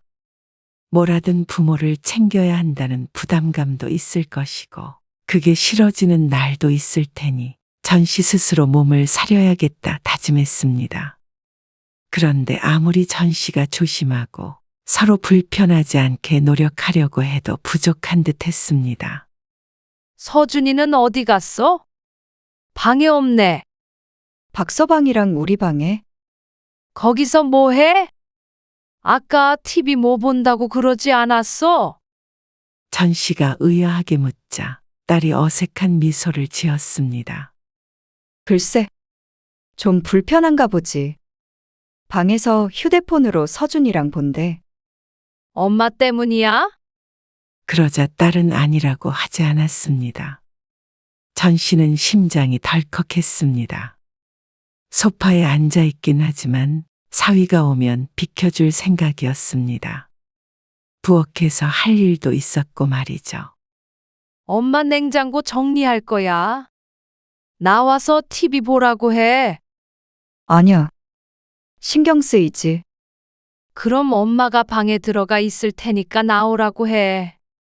사위는 언제부턴가 전 씨가 거실에 있으면 방에 틀어박혀서 나오지 않았습니다. 그러니 전 씨도 어느샌가 거실에 있는 게 눈치가 보이게 됐습니다. 괜히 사위를 방에 가둬두는 것 같아서 그랬습니다. 엄마 방에 작은 TV 하나 둬야겠다. 딸에게 그렇게 말했더니 딸은 오히려 좋아했습니다. 그 말을 기다린 사람처럼 말이죠. 그 뒤로 전 씨는 대부분 시간을 방에서 보내게 되었습니다. 사위가 출근하면 맘 편히 있다가 퇴근하면 저녁을 먹고 자연스럽게 안방으로 향했죠. 그러다 보니 꼭 내 집에서 왕따라도 당하는 것 같은 기분이었습니다. 지은 죄도 없는데 사위와 딸을 피해 도망 다니는 것 같았습니다. 그런데도 불구하고 사위의 퇴근 시간이 점점 늦어졌습니다. 박서방은 아직도 일이 안 끝났대? 몰라. 그런가 보지. 딸의 신경은 날로 날카로워졌습니다. 무슨 문제가 있는지는 모르겠지만 어쩐지 전 씨는 자신이 무관하지 않다는 느낌이 들었습니다. 사위가 8시 넘어서 들어오는 건 이제 아주 평범했고 10시를 넘기는 날도 왕왕 있었습니다. 그럴 때면 딸은 괜스러 전 씨에게 신경질을 냈습니다. 그래서 나 때문이구나 시옷 생각하게 되었죠. 그러다 보니 전 씨는 집에 있어도 전혀 편하지가 않았습니다. 20년 가까이 살아온 집인데도 숨이 막히는 듯 했습니다. 매일 손님을 맞이하는 것 같았습니다. 뭐라든지 자식들 눈치를 봐야 했으니 말이죠. 아내 누구 있어? 네. 장모님, 저 있어요. 아이고, 미안하네. 전 씨는 서둘러 방으로 돌아갔습니다. 안방 화장실은 이미 손주가 들어가 있었습니다. 보통은 안방 화장실만 쓰는데 급해서 거실 화장실을 갔더니 하필이면 사위가 있었죠. 그저 놓고만 했을 뿐인데 화들짝 놀란 자신 스스로에게 헛웃음이 나왔습니다. 내 집이 아닌 것 같았습니다. 같이 살기로 결정하면서 가고는 했지만 이렇게 힘들 줄은 꿈에도 몰랐습니다. 그리고 딸은 그 중간에서 너무 스트레스 받아 했습니다. 악순환이 반복되었습니다. 그러던 어느 날이었습니다. 합가한 지 1년이 채 안 되었을 때 딸이 전 씨에게 통보했습니다. 분가하려고. 분가? 이렇게 계속 엄마랑 같이 살다가는 이혼하겠어. 지긋지긋하다 정말. 밑도 끝도 없이 이제는 따로 살자고 했습니다. 그 속은 짐작이 같지만 그래도 꼭 분가의 원인이 전 씨인 것 마냥 말하는 딸에게 기가 찼습니다. 그렇지만 전 씨는 오히려 잘 됐다고 생각했습니다. 딸내 가족을 내쫓는 꼴이 될까봐 먼저 말은 못했지만 딸이 먼저 그렇게 말해주니 고맙기까지 했습니다. 나갈 집은 구했어? 그러자 딸이 기막힌 얘기를 태연이도 했습니다. 엄마도 알잖아. 우리 돈 묶여 있는 거. 당장 우리 살 집을 구하긴 힘들어. 보증금도 한두 푼도 아니고. 그러면 근데 엄마 혼자 지낼 집은 구하기 쉽지. 뭐? 그래서 어떻게 하겠다는 거야? 애들도 자꾸만 이사 다닐 수도 없잖아. 집도 불안정하고. 그래서 박서방이랑 얘기해봤는데 근처에 엄마 살 곳을 우리가 구해줄게. 내가 살 곳이라니. 내 집 놔두고 내가 어디 살아? 엄마는 혼자니까 작은 집에서 살아도 되잖아. 전 씨는 도대체 무슨 말인지 알 수가 없었습니다. 딸의 말대로라면 전 씨 보고 내 집을 두고 나가라는 말이었습니다. 하지만 딸은 제대로 들었다는 듯이 고개를 끄덕였습니다. 그게 경제적으로 훨씬 이득이잖아. 우리가 나가서 살려면 비용이 너무 많이 들어. 그렇다고 엄마를 쫓아내? 쫓아내는 게 아니라 같이 상의해서 더 좋은 방향으로 해보자는 거지. 이게 상이야? 통보하는 거지? 분가하는 건 나도 찬성이야. 엄마도 뭐 안 힘들었는 줄 알아? 이럴 거면 애초에 뭐하러 합가를 하자고 그랬어? 불편할 줄 전혀 몰랐던 것도 아니고 말이야. 그건 부모님 모시고 사는 게 어떤 건지 우리 둘 다 몰랐으니까. 근데 계속 엄마 모시고 살다가는 가정이 깨지게 생겼어. 꼭 자신들이 피해자라도 된 것 마냥 이야기하는 딸. 그렇게 앞으로 10년 넘게 어떻게 살아? 그래, 다 그렇다 쳐. 근데 집 팔고 투자한 건 너희인데 왜 집주인 보고 나가래? 나중에 엄마 아프거나 혼자 못 살 상황 되면 그때 이 집으로 다시 모시고 올 테니까. 모시긴 뭘 모셔? 내 집에서 쫓아냈다가 병들면 다시 들어오라는 게 모시는 거야? 참 희한한 말이다 정말. 그러면 내 식구가 나가야 마음이 편해? 자식은 나 하나고 나중에 이 집도 어차피 나 줄 거잖아. 뭐야? 그냥 집 크기만 좀 줄여서 가는 게 그렇게 싫어? 엄마는 자식 생각은 안 해? 나 1년 동안 마음고생 많이 해서 이것 봐. 머리카락도 빠졌어. 그게 내 탓이니? 합가하기 전에는 그런 적 없어. 딸은 전 씨에게 이기적이라고 했지만 오히려 전 씨는 딸보다 이기적인 사람은 듣도 보도 못했습니다. 어떻게 저들 아쉬울 때는 그렇게 사정해서 밀고 들어오고 먹고 살만해지니 집을 뺏어갈 생각을 할 줄은 몰랐습니다. 나가려면 너희가 나가. 안 말릴 테니까. 전 씨는 죽어도 딸의 말대로 해줄 수 없었습니다. 집 사서 나갈 형편도 안 되는 딸이 얻어주는 집이라고 해봤자 작은 집 월세일 텐데 다 늙어서 그렇게 바람 앞에 등불처럼 살고 싶지 않았습니다. 내 집도 없이 말이죠. 그러자 딸은 그날부터 전 씨에게 말을 걸지 않았습니다. 그리고 사위는 자꾸만 밖으로만 돌았습니다.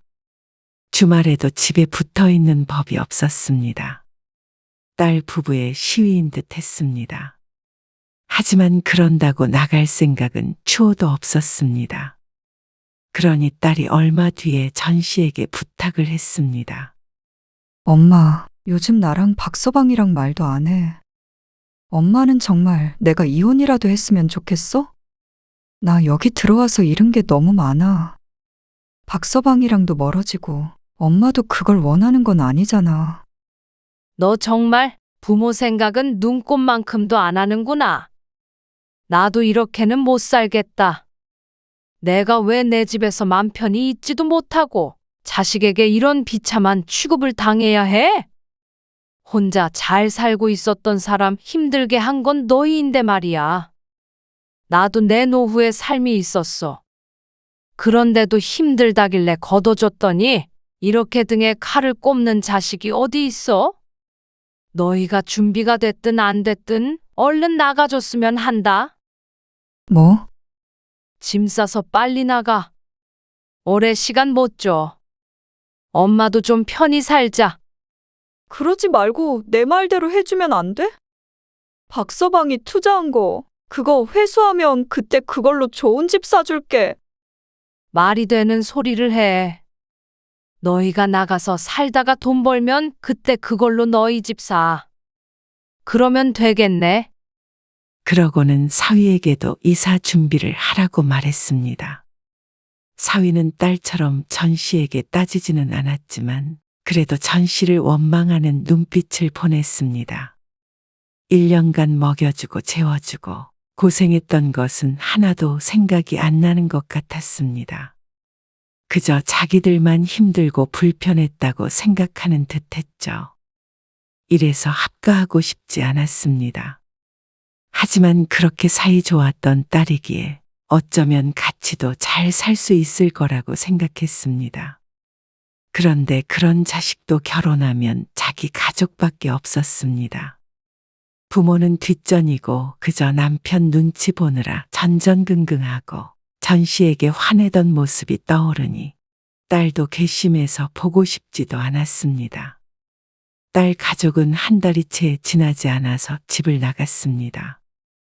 그 과정에서 딸은 울고 불고 했지만 사위는 자존심이 상했는지 그제서야 집을 알아보았죠.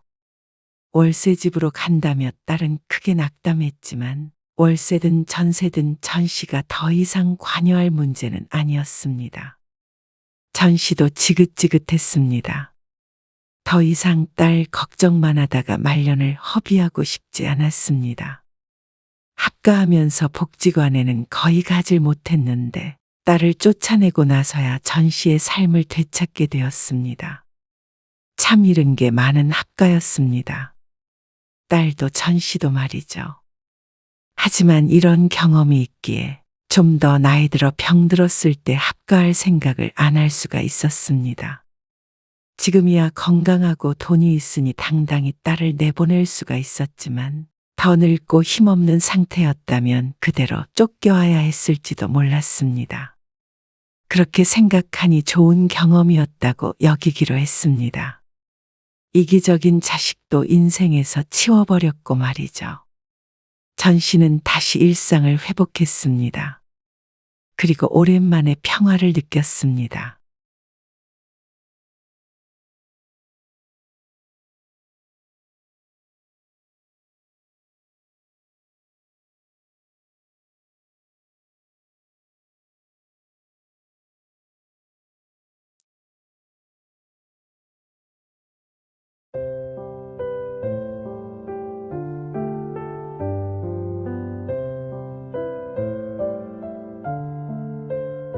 여보, 나 진통제 좀 갖다 주면 안 돼? 갔다가 뭐고? 너무 아파서. 아, 진짜 아프다는 말 좀 그만할 수 없어? 아프면 병원에 가. 진짜 그 소리 지겹지도 않아? 아픈 사람만 힘든 줄 알아? 원래 옆 사람이 더 힘든 거야. 그리고 집에 환자가 있으니 나까지 우울해지는 것 같아. 지친다, 정말. 오늘 이야기 속 주인공은 59세 강연아 씨입니다. 그리고 그녀의 남편에 관한 이야기이죠. 강 씨는 몇 년 전 무척 힘든 1년을 보냈습니다. 어쩜 이렇게 나에게만 시련이 생기나 싶을 정도로 벼랑 끝까지 몰려있던 때였습니다. 그리고 그 시기에 가족 중 누구도 강 씨의 버팀목이 되어주지 못했습니다. 그리고 그 중에서도 남편에 대한 배신감이 가장 컸습니다. 몸이 아프고 큰일을 여러 번 겪으니 강 씨도 기댈 곳이 필요했습니다. 그리고 남편이 그 역할을 해줄 것을 바랐습니다. 하지만 안 그래도 힘든 강 씨의 등에 칼까지 꽂아버리는 남편을 보니 인생에 대해서 다시 생각하게 되었습니다. 이 사람을 내 평생의 반려자라고 생각하고 살아왔던 게 후회스러웠습니다. 아내가 아프던 말던 관심도 없고 어떻게 하면 갈라설 수 있을까 궁리하는 남편을 보고 강 씨는 고민을 했습니다. 그리고 아파 보니 알 것 같았습니다. 어떻게 살아야 하는지 말이죠. 강 씨는 남편을 먼저 버리고 남은 인생을 혼자 살아가기로 마음먹었습니다. 강 씨는 평범한 인생을 살았습니다. 20대 중반에 남편을 만나서 결혼한 뒤 아들 둘을 낳았습니다. 키우면서 속상할 때도 있었고 행복한 때도 있었고 그렇게 남들과 다를 것 없이 살았습니다. 평생 맞벌이를 했으니 몸은 힘들었어도 먹고 사는데 큰 지장은 없었습니다. 두 아들은 모두 따로 살고 있는데 큰아들은 이미 결혼을 했고 작은 아들은 취직을 해서 독립했죠. 자식들에 대한 큰 걱정은 없었습니다. 둘 다 공부를 잘했던 덕에 좋은 직장에 들어가서 제 앞가림 잘하며 살고 있었습니다. 작은 아들만 결혼시키고 강 씨 부부도 은퇴하면 남은 노후만 즐기며 살자 서로 다짐했습니다. 지금까지는 돈 벌고 살림하고 자식들 키우느라 그렇게 살지 못한 것 같았습니다. 물론 행복했던 일상적인 순간들이야 많았지만 좀 더 평화롭게 인생을 즐길 수 있는 노후를 바랐습니다. 조금만 기다려. 나 퇴직하면 당신도 일 그만두고 그때는 여행 다니면서 살자. 그럼 아무도 일 안 해? 아, 그래도 먹고 살만하잖아. 정 불안하면 둘이 알바라도 하면서 지내면 되지. 그래? 재밌겠네. 여행 다니고 운동 같은 것도 배워보고 싶어. 운동 안 좋아하면서. 안 좋아하는 게 아니라 그만한 여유가 없었던 거지 뭐. 그래. 그것도 같이 하자. 부부간의 사이도 좋은 편이었습니다. 물론 살면서 다툰 적이야 셀 수 없을 만큼 많았지만 그래도 서로에 대한 믿음이 있었습니다. 어느 날엔가 남편과 함께 소파에 앉아서 TV를 보다가 어떤 프로그램을 보았습니다. 잘 기억은 나지 않지만 병에 걸린 남편이 입원해 있었고 그 아내가 간호를 하고 있었죠. 슬픈 사연이 흘러나오고 있었고 강 씨는 과일을 먹으며 남편에게 가볍게 얘기했습니다. 여보, 혹시 나 치매 걸리면 병수발 들지 말고 요양원 보내줘. 알겠지? 갑자기 무슨 소리야? 아니, 저거 보니까 갑자기 생각나서. 저 사람 치매도 아닌데. 아니, 그냥 생각났어. 치매 걸리면 가족이 더 고생스럽대잖아. 낫지도 않고, 뭐, 다른 병에 걸리면 수술하고 회복하면 되지만 말이야. 참나. 별 실없는 소리를 하고 있어. 요양원을 왜 보내? 그러면 당신이 병수발 들 거야? 내가 막 당신 얼굴도 못 알아봐도? 아, 당연한 소리를 왜 해? 정말? 그래. 아주 지극정성으로 돌볼 테니까 당신이나 나중에 나 늙었다고 구박하지나 말어. 그렇게 웃고 떠든 것이 불과 몇 년 전이었습니다. 그런데 말이 씨가 된 것인지 큰 걱정이 없다고 생각했던 강 씨를 비웃듯 불행은 찾아왔습니다. 남편은 곧 퇴직을 했습니다. 그리고 강 씨도 곧 일을 쉬려고 했을 때였습니다. 나 여기 뭐가 만져지는 것 같은데? 뭐가? 몰라? 혹 같은 거? 어디 봐. 남편이 강 씨의 겨드랑이 쪽을 만져보더니 고개를 갸웃거렸습니다. 진짜 있는 것 같은데. 뭐야? 글쎄, 내일 바로 병원에 가봐. 나 내일 출근하는데 아, 출근이 중요해? 그냥 피곤해서 생긴 거 아닐까? 당신이 의사야. 그냥 가서 검사해봐.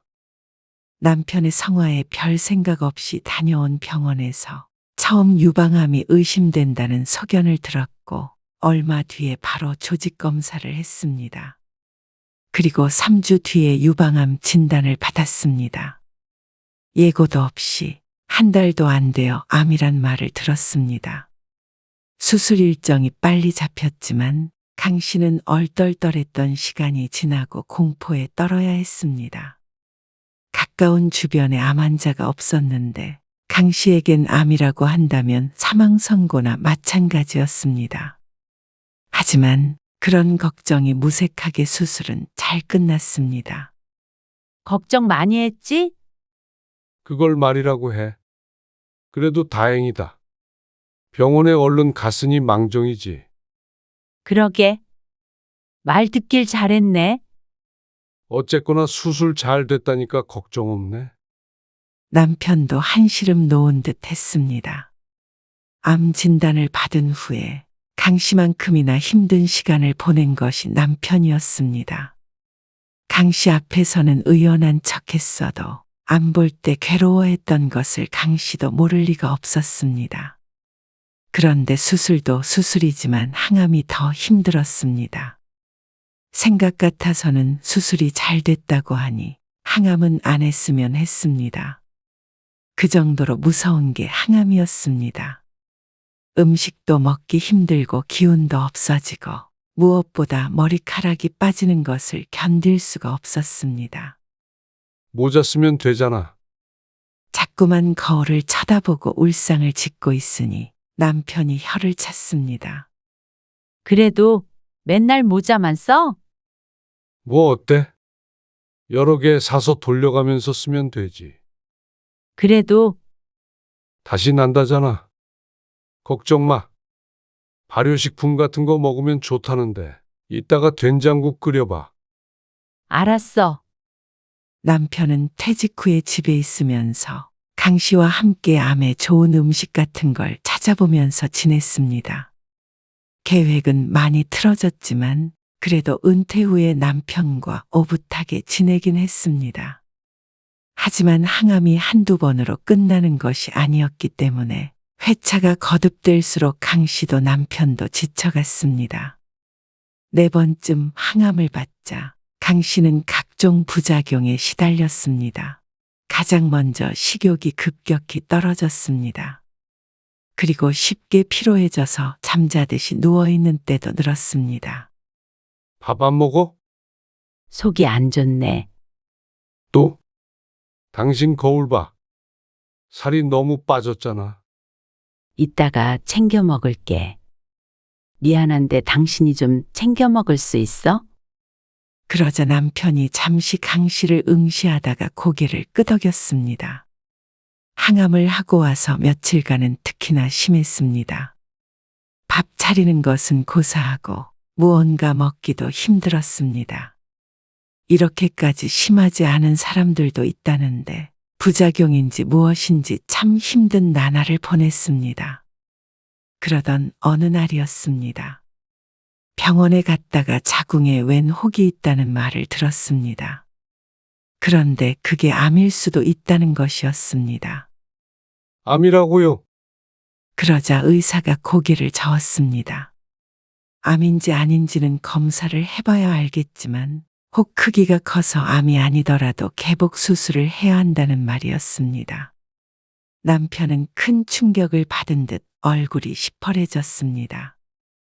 강 씨도 놀라서 다리가 후들후들 떨릴 지경이었습니다. 암이 아닐 가능성이 높은 것처럼 얘기했지만 강 씨의 머릿속에는 최악의 경우만 떠올랐습니다.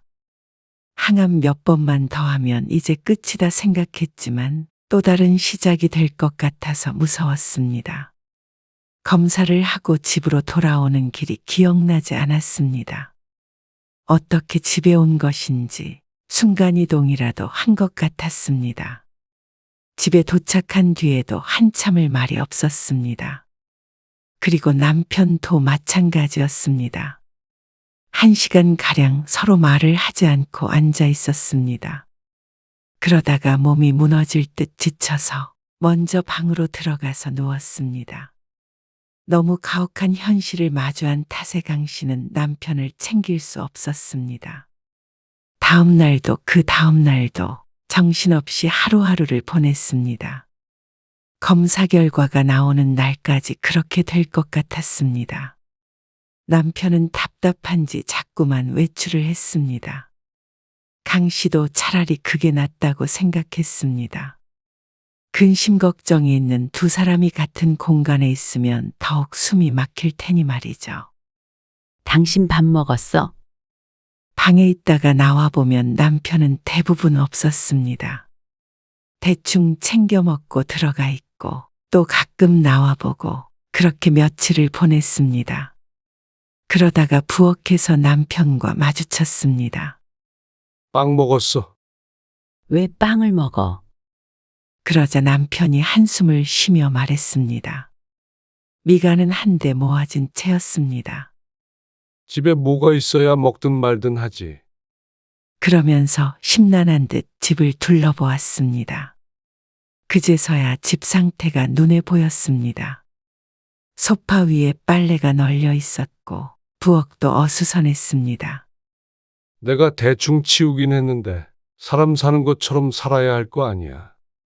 아직 결과도 안 나왔는데 왜 그래? 계속 그렇게 지낼 거야? 밖에서 밥 먹고 들어올게.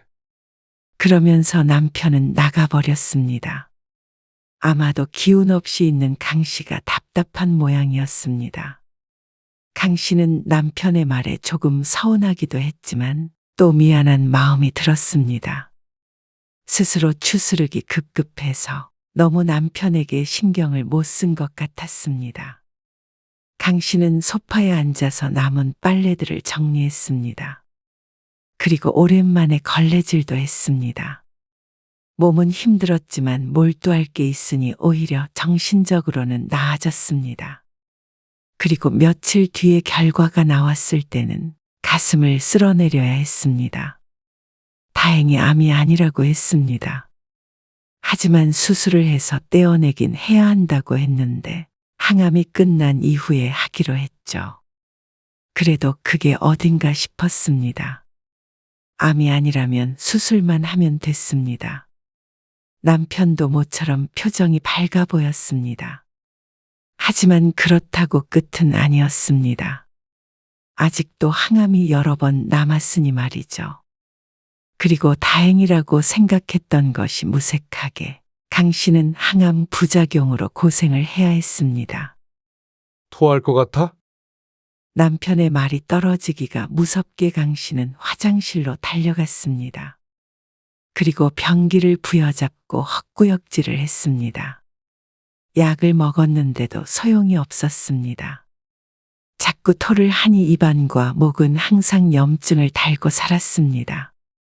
안 그래도 식욕이 없는데 입속까지 그러니 밥을 먹기가 힘들었습니다. 강 씨는 누가 보아도 병색이 완연했습니다. 오히려 암 수술 전보다도 아파 보였습니다. 그때까지만 하더라도 건강 체질이었는데 말이죠. 미안, 못 먹겠다. 남편도 입맛이 떨어진 듯 했습니다. 숟가락을 내려놓더니 천장을 잠시 쳐다보았습니다. 밥상머리에서 구역질을 해대니 당연히 먹고 싶지 않았겠죠. 여보, 이것 좀 붙여줘. 구토를 억제하는 패치를 붙이려고 남편에게 내밀었습니다. 등에 붙여야 해서 남편이 붙여주곤 했습니다. 남편은 TV를 보다가 말고 패치를 받아들었습니다. 그리고 말없이 강 씨의 등에 대고 붙이는데 그 손길에서 귀찮은 기색이 느껴졌습니다. 어쩌면 강 씨의 착각일지도 모르겠지만 요즘 들어서 자주 느끼는 기분이었습니다. 난 내일 아침 일찍 나가. 어디가? 그냥 친구들 좀 만나러? 늦게 와? 그렇겠지. 한잔하고 들어올 거야. 그래. 그렇게 해. 올 때 수박 좀 사와줘. 수박 먹으면 좀 나은 것 같아. 술 먹고 수박을 어디서 사와? 그런가? 당신이 마트 가서 사와. 그 정도는 괜찮잖아. 항암하는 사람들 다 똑같이 잘 살더라. 당신이 좀 유별난 것 같아. 남편은 보던 TV를 끄더니 먼저 안방으로 들어갔습니다. 그런 사람도 있을 것이었습니다. 강 씨도 항암하기 앞뒤로가 가장 심했고 그게 아니라면 그래도 이 정도로 힘들어하지 않았습니다. 그런데 남편은 그런 생활에 지친 듯 보였습니다. 그래서 강 씨를 타박했습니다. 귀찮아한다는 건 어렴풋이 알았지만 이렇게 직접적으로 말한 것은 처음이었습니다. 그리고 그때부터 남편은 속마음을 숨기지 않았습니다. 어느 날 강 씨가 소파에 누워서 TV를 보고 있는 남편에게 말했습니다. 가까운 데로 산책이라도 다녀올까? 모처럼 컨디션이 좋았습니다. 하지만 남편은 발을 까딱거리며 대답했습니다. 피곤한데 어딜 가? 집에서 TV 봐. 그래도 바람 좀 쐬고 싶어. 더워서 나가봤자 땀만 나. 그냥 있어. 또 힘들다고 골골대지 말고. 골골 안 댈게. 아, 됐어. 그러면 옆 사람만 힘들어. 평소처럼 방에 누워서 쉬어. 그 말에 얼마나 섭섭하던지 눈물이 찔끔 날 것 같았습니다. 강 씨가 노력하는 것은 남편 눈에는 보이지 않는 것 같았습니다. 나 사과 하나만 깎아주고 들어가. 그러면서 시선은 여전히 TV를 향해 있었습니다. 강 씨는 그런 남편을 물끄러미 쳐다보았습니다. 같이 일을 할 때도 집안일은 대부분 강 씨가 했습니다. 퇴근 시간이 남편보다 빠르기도 했고 그게 마음이 편하고 빨랐습니다. 그래서 남편에게 밥 차리라는 소리도 한 번 안 해봤습니다. 그러면 남편은 가끔 설거지를 해주고 쓰레기를 버리는 일을 했습니다.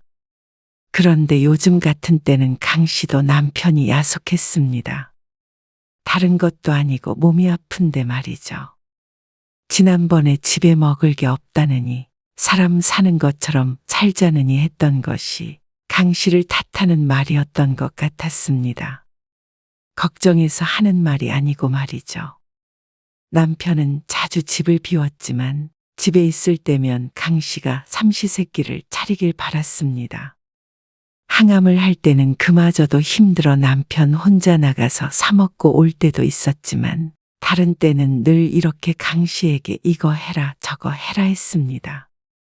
처음엔 이것저것 적극적으로 도와주려 하더니 이제는 강 씨가 아무리 힘들어해도 집안일은 손 하나 까딱 안 하려고 했습니다. 하지만 암 진단을 받은 지 1년도 안 지난 상태였습니다. 몇 년 투병 생활을 하기라도 했으면 억울하진 않았습니다. 몇 달이었습니다. 아픈 강 씨에게는 그보다 길게 느껴졌지만 남편은 더 길게 느껴진 모양이었죠. 강 씨도 화가 나서 아무것도 하지 않았던 적이 있었습니다. 하지만 남편도 불만이 많았던 모양이었습니다. 그래. 집을 그냥 돼지 우리로 해놓고 살자. 맨날 아프다는 핑계로 아무것도 안 하면 나 혼자 어떻게 하라는 거야. 그동안 강 씨가 차려준 밥은 잊은 모양이었습니다. 입고 있는 옷을 누가 빨았는지도 잊은 모양이었죠.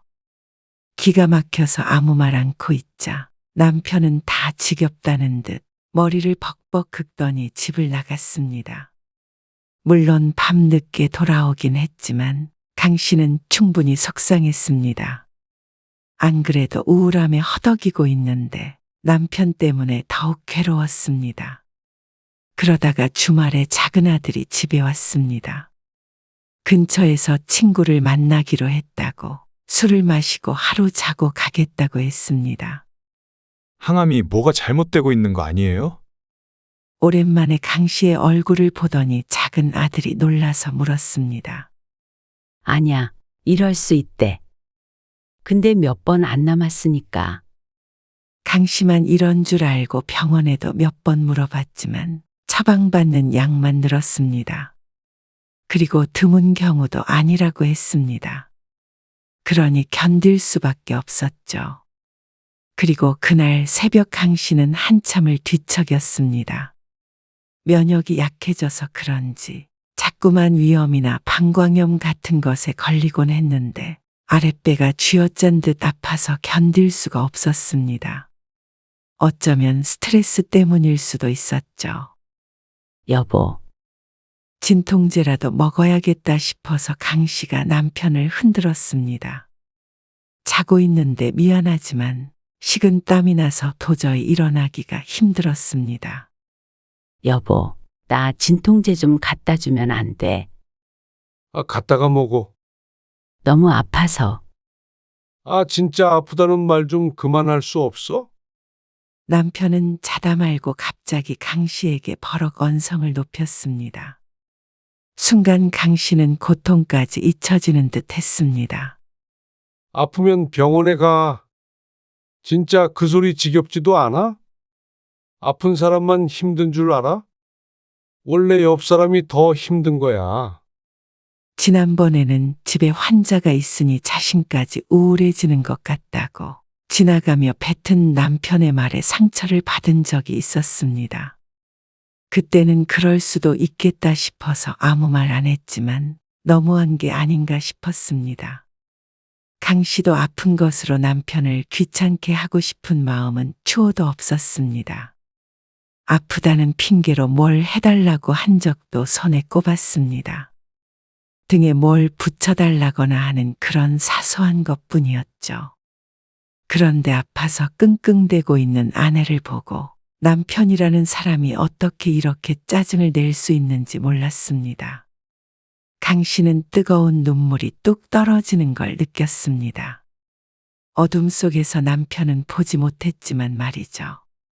그날 새벽 강 씨는 한숨도 못 자고 약을 먹었다가 거실에 누웠다가 밤새 뒤척이며 앓았습니다. 그리고 그런 그녀를 신경 쓰는 사람은 없었습니다. 다음 날 아침 아들은 병원에 가보라며 집으로 돌아갔고 남편은 골프 약속이 있다며 집을 나섰습니다. 그러니 강 씨는 세상에 혼자 남겨진 기분이 들었습니다. 환자가 된 지 몇 달 만에 어쩜 이렇게 사람이 손바닥 뒤집듯 바뀔 수가 있나 싶었습니다. 그것도 수술 잘 받고 항암 치료를 하고 있는데 말이죠. 몰골을 보면 건강 상태가 좋지 않아 보였지만 항암을 하려면 어쩔 수가 없었습니다. 항암만 끝나면 모든 게 제자리로 되돌아올 것이라고 믿었습니다.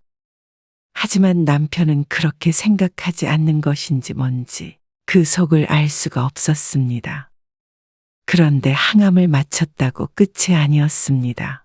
이미 약해진 몸은 쉽게 아팠습니다. 항암이 끝나고 강 씨는 무척 기뻐했습니다. 이제 다 나았다고 생각했습니다. 그리고 암 진단을 받은 지 1년이 조금 넘었을 때 강 씨는 독감으로 입원을 했습니다. 남들이라면 금방 이겨냈겠지만 면역이 떨어지니 입원이 불가피했습니다. 그리고 며칠 뒤 퇴원했을 때는 강 씨의 마음속에 무언가 변화가 시작된 듯 했습니다. 입원할 때는 큰아들이 왔고 퇴원할 때는 작은 아들이 왔습니다. 그리고 남편은 한 번 와서 거의 인사만 하고 돌아갔다고 해도 과언이 아니었습니다. 그냥 친척이 왔어도 그보다 오래 머물다 갔을 것이었습니다.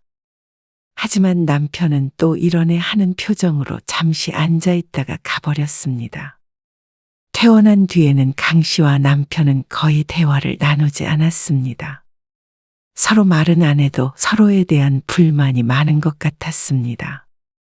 아슬아슬한 생활이 지속되고 있던 어느 날 남편이 말했습니다. 핸드폰 좀 빌려줘봐. 왜?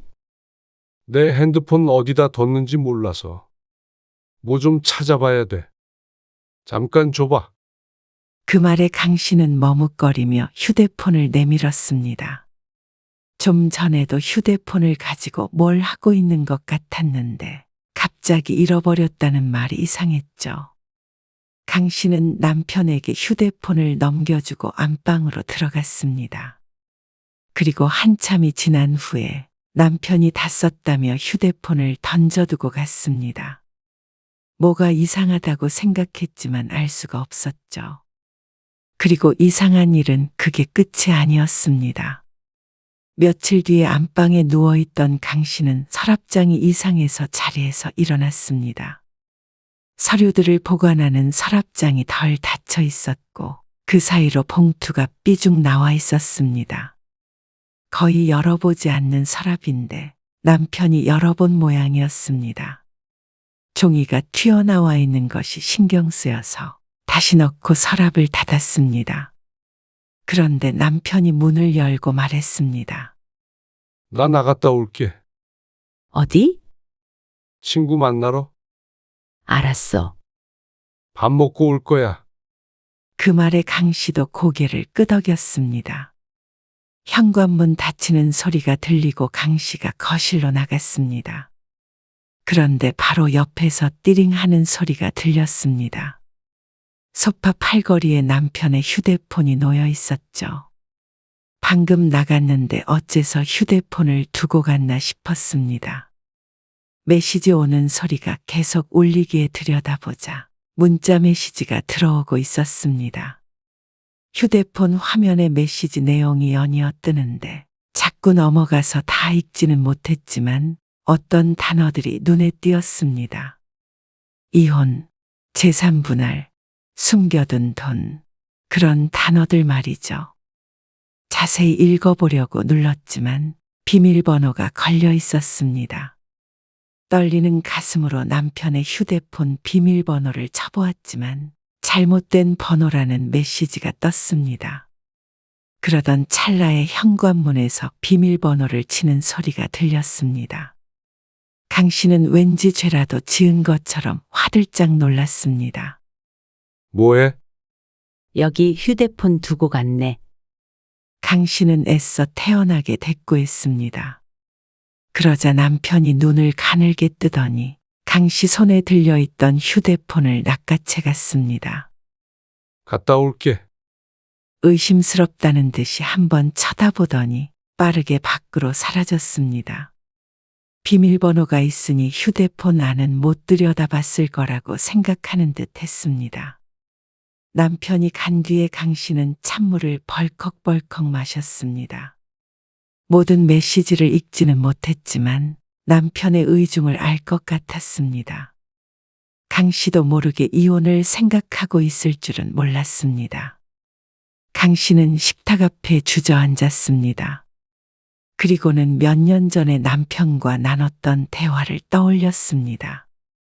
치매에 걸려도 요양원에 보내지 않고 끝까지 돌보겠다던 남편. 그런 남편이 어떻게 몸도 좋지 않은 아내를 2년도 기다려주지 않는지 몰랐습니다. 배신감에 지가 떨리기도 했고 슬픔에 눈물이 흐르기도 했습니다. 자꾸만 아프다고 하는 게 지겨웠는지 아니면 허약한 배우자가 부담스러웠는지 행복한 노후를 약속했지만 이렇게 의미 없이 흘러가는 시간이 아까웠는지 이유가 어떤 것인지는 짐작할 수 없었지만 남편은 더 이상 강 씨와의 미래를 생각하고 있지 않은 듯했습니다. 강 씨라고 남편과의 관계에서 힘든 게 없었던 건 아니었습니다. 입원했을 때 남편의 행동에도 실망감이 컸습니다. 그래서 잠시나마 그런 생각을 한 적도 있었습니다. 하지만 그걸 행동으로 옮기지 않았습니다. 다시 건강해지기만 하면 돌이킬 수 있다고 생각했습니다. 아무래도 같이 사는 사람이 아프면 같이 고생해야 하는 게 맞으니 말이죠. 그래서 좀 더 노력해보고 싶었습니다. 하지만 남편은 그럴 생각이 전혀 없었던 것이었습니다. 언제부터 그런 생각을 했는지, 언제부터 준비를 했을지는 몰랐습니다. 그런데 생각해보니 휴대폰을 빌려갔다고 했던 것도 무언가 확인하려는 행동 같기도 했습니다. 그리고 서랍장에는 통장이나 보험약관 같은 것들이 들어 있었습니다. 어쨌거나 남편이 무엇을 하려는지는 분명해 보였습니다. 오늘 휴대폰을 보지 못했다면 예상도 못한 채로 이혼을 당했을지도 몰랐습니다. 그렇게 생각하니 눈앞이 깜깜해지는 듯 했습니다. 강 씨는 순간 절대로 이혼해 줄 수 없다는 생각을 했습니다. 누구 좋으라고 이혼을 하나 싶기도 했습니다. 평생 곁에 붙어서 병수발 들게 하거나 회복되더라도 이렇게 대했던 걸 내내 후회하도록 원망하며 살아야지 생각했습니다. 강 씨의 눈은 도끼로 번들거렸습니다. 남편은 밤늦게 집에 들어왔습니다. 11시가 넘어가는 시간이었습니다. 뭐야, 안 잤어? 맨날 졸리다고 그러더니. 잠이 안 오네. 난 잘게. 피곤하다. 그런데 강 씨는 남편의 얼굴을 보자마자 숨이 턱 막히는 듯 했습니다. 가슴이 답답했습니다. 남편에게 복수한답시고 계속 얼굴을 맞대고 앞으로 10년, 20년 살아야 된다는 생각에 강 씨 또한 괴로웠습니다. 분명히 함께 여행도 다니며 행복하게 살자 약속했었지만 이미 너무 늦은 듯 했습니다. 여보, 우리 여행 갈까? 무슨 여행? 우리 여행 다니면서 살기로. 운동도 같이 하고 그러기로 했잖아. 갑자기 무슨 소리야? 잠이나 자. 남편은 외투를 벗어 던지며 화장실로 들어가 버렸습니다. 그래서 강 씨는 다음날 늦게까지 자는 남편을 두고 혼자 외출했습니다. 그리고 부동산으로 가서 혼자 살 집을 알아봤습니다. 남편이 원해서가 아니라 강 씨 스스로가 원했습니다. 이혼 말이죠. 그리고 집으로 돌아가니 남편이 부스스한 머리를 하고 소파에 앉아 있었습니다. 어디 갔다 와? 우리 이혼하자. 대뜸 이혼 얘기를 꺼내니 남편이 눈을 크게 떴습니다. 이혼하고 싶어. 혼자서 좀 자유롭게 살고 싶어. 갑자기 왜 그래? 아파 보니까 그런 생각이 들었어. 당신도 당신 삶 살고 싶잖아. 아픈 마누라 뒤치다꺼리 하기 싫잖아.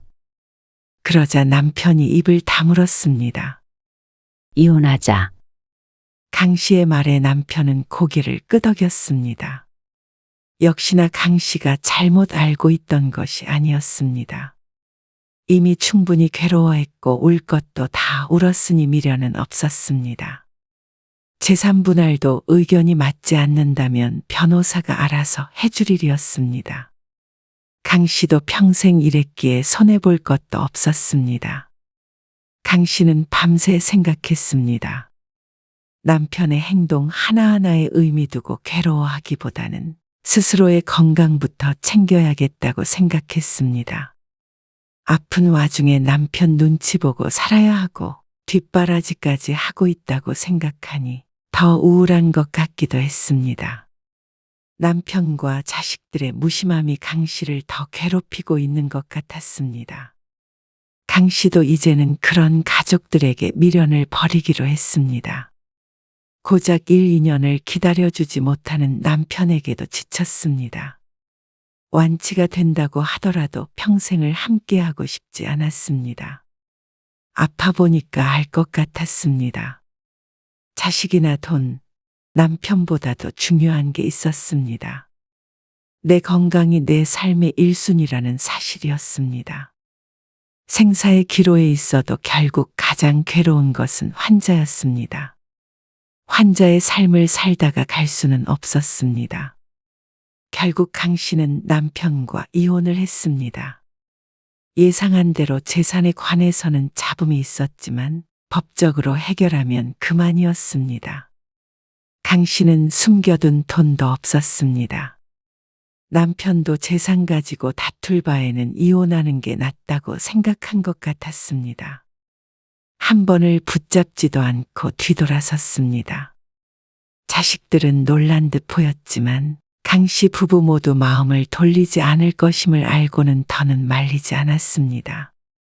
혼자 조용히 살 테니까 너희들도 명절에는 아버지한테 가. 보고 싶을 때 가끔 밖에서 보자. 자식들에게도 그렇게 말했습니다. 물론 바쁜 자식들이니 자주 보고 싶다고 볼 수도 없겠지만 말이죠. 강 씨는 다 잃고 다 버린 듯 하지만 그래도 가진 것들이 있었습니다. 그것에 감사하면서 스스로를 위해 살기 위해서 노력했습니다. 그리고 2년 정도 흐른 뒤에 강 씨는 건강을 회복했습니다. 머리도 많이 자라서 더 이상 모자를 쓰고 다니지 않았습니다. 그리고 최근에는 헬스도 하고 있었습니다. 요즘엔 나이 든 사람들을 위해서 레슨을 해주는 곳도 있었는데 지인의 말을 듣고 2달째 다니고 있었습니다. 돈도 오로지 나에게만 쓰니 그런 레슨비도 아깝지 않았습니다. 평생 해보지 않은 것들을 혼자 하는데 슬프지 않았습니다. 오히려 나 자신을 아껴주고 있는 것 같은 기분에 행복하기도 했습니다. 그리고 퇴직하면 남편과 함께 하기로 했던 여행도 다니고 그렇게 소중한 노후를 보내고 있었습니다.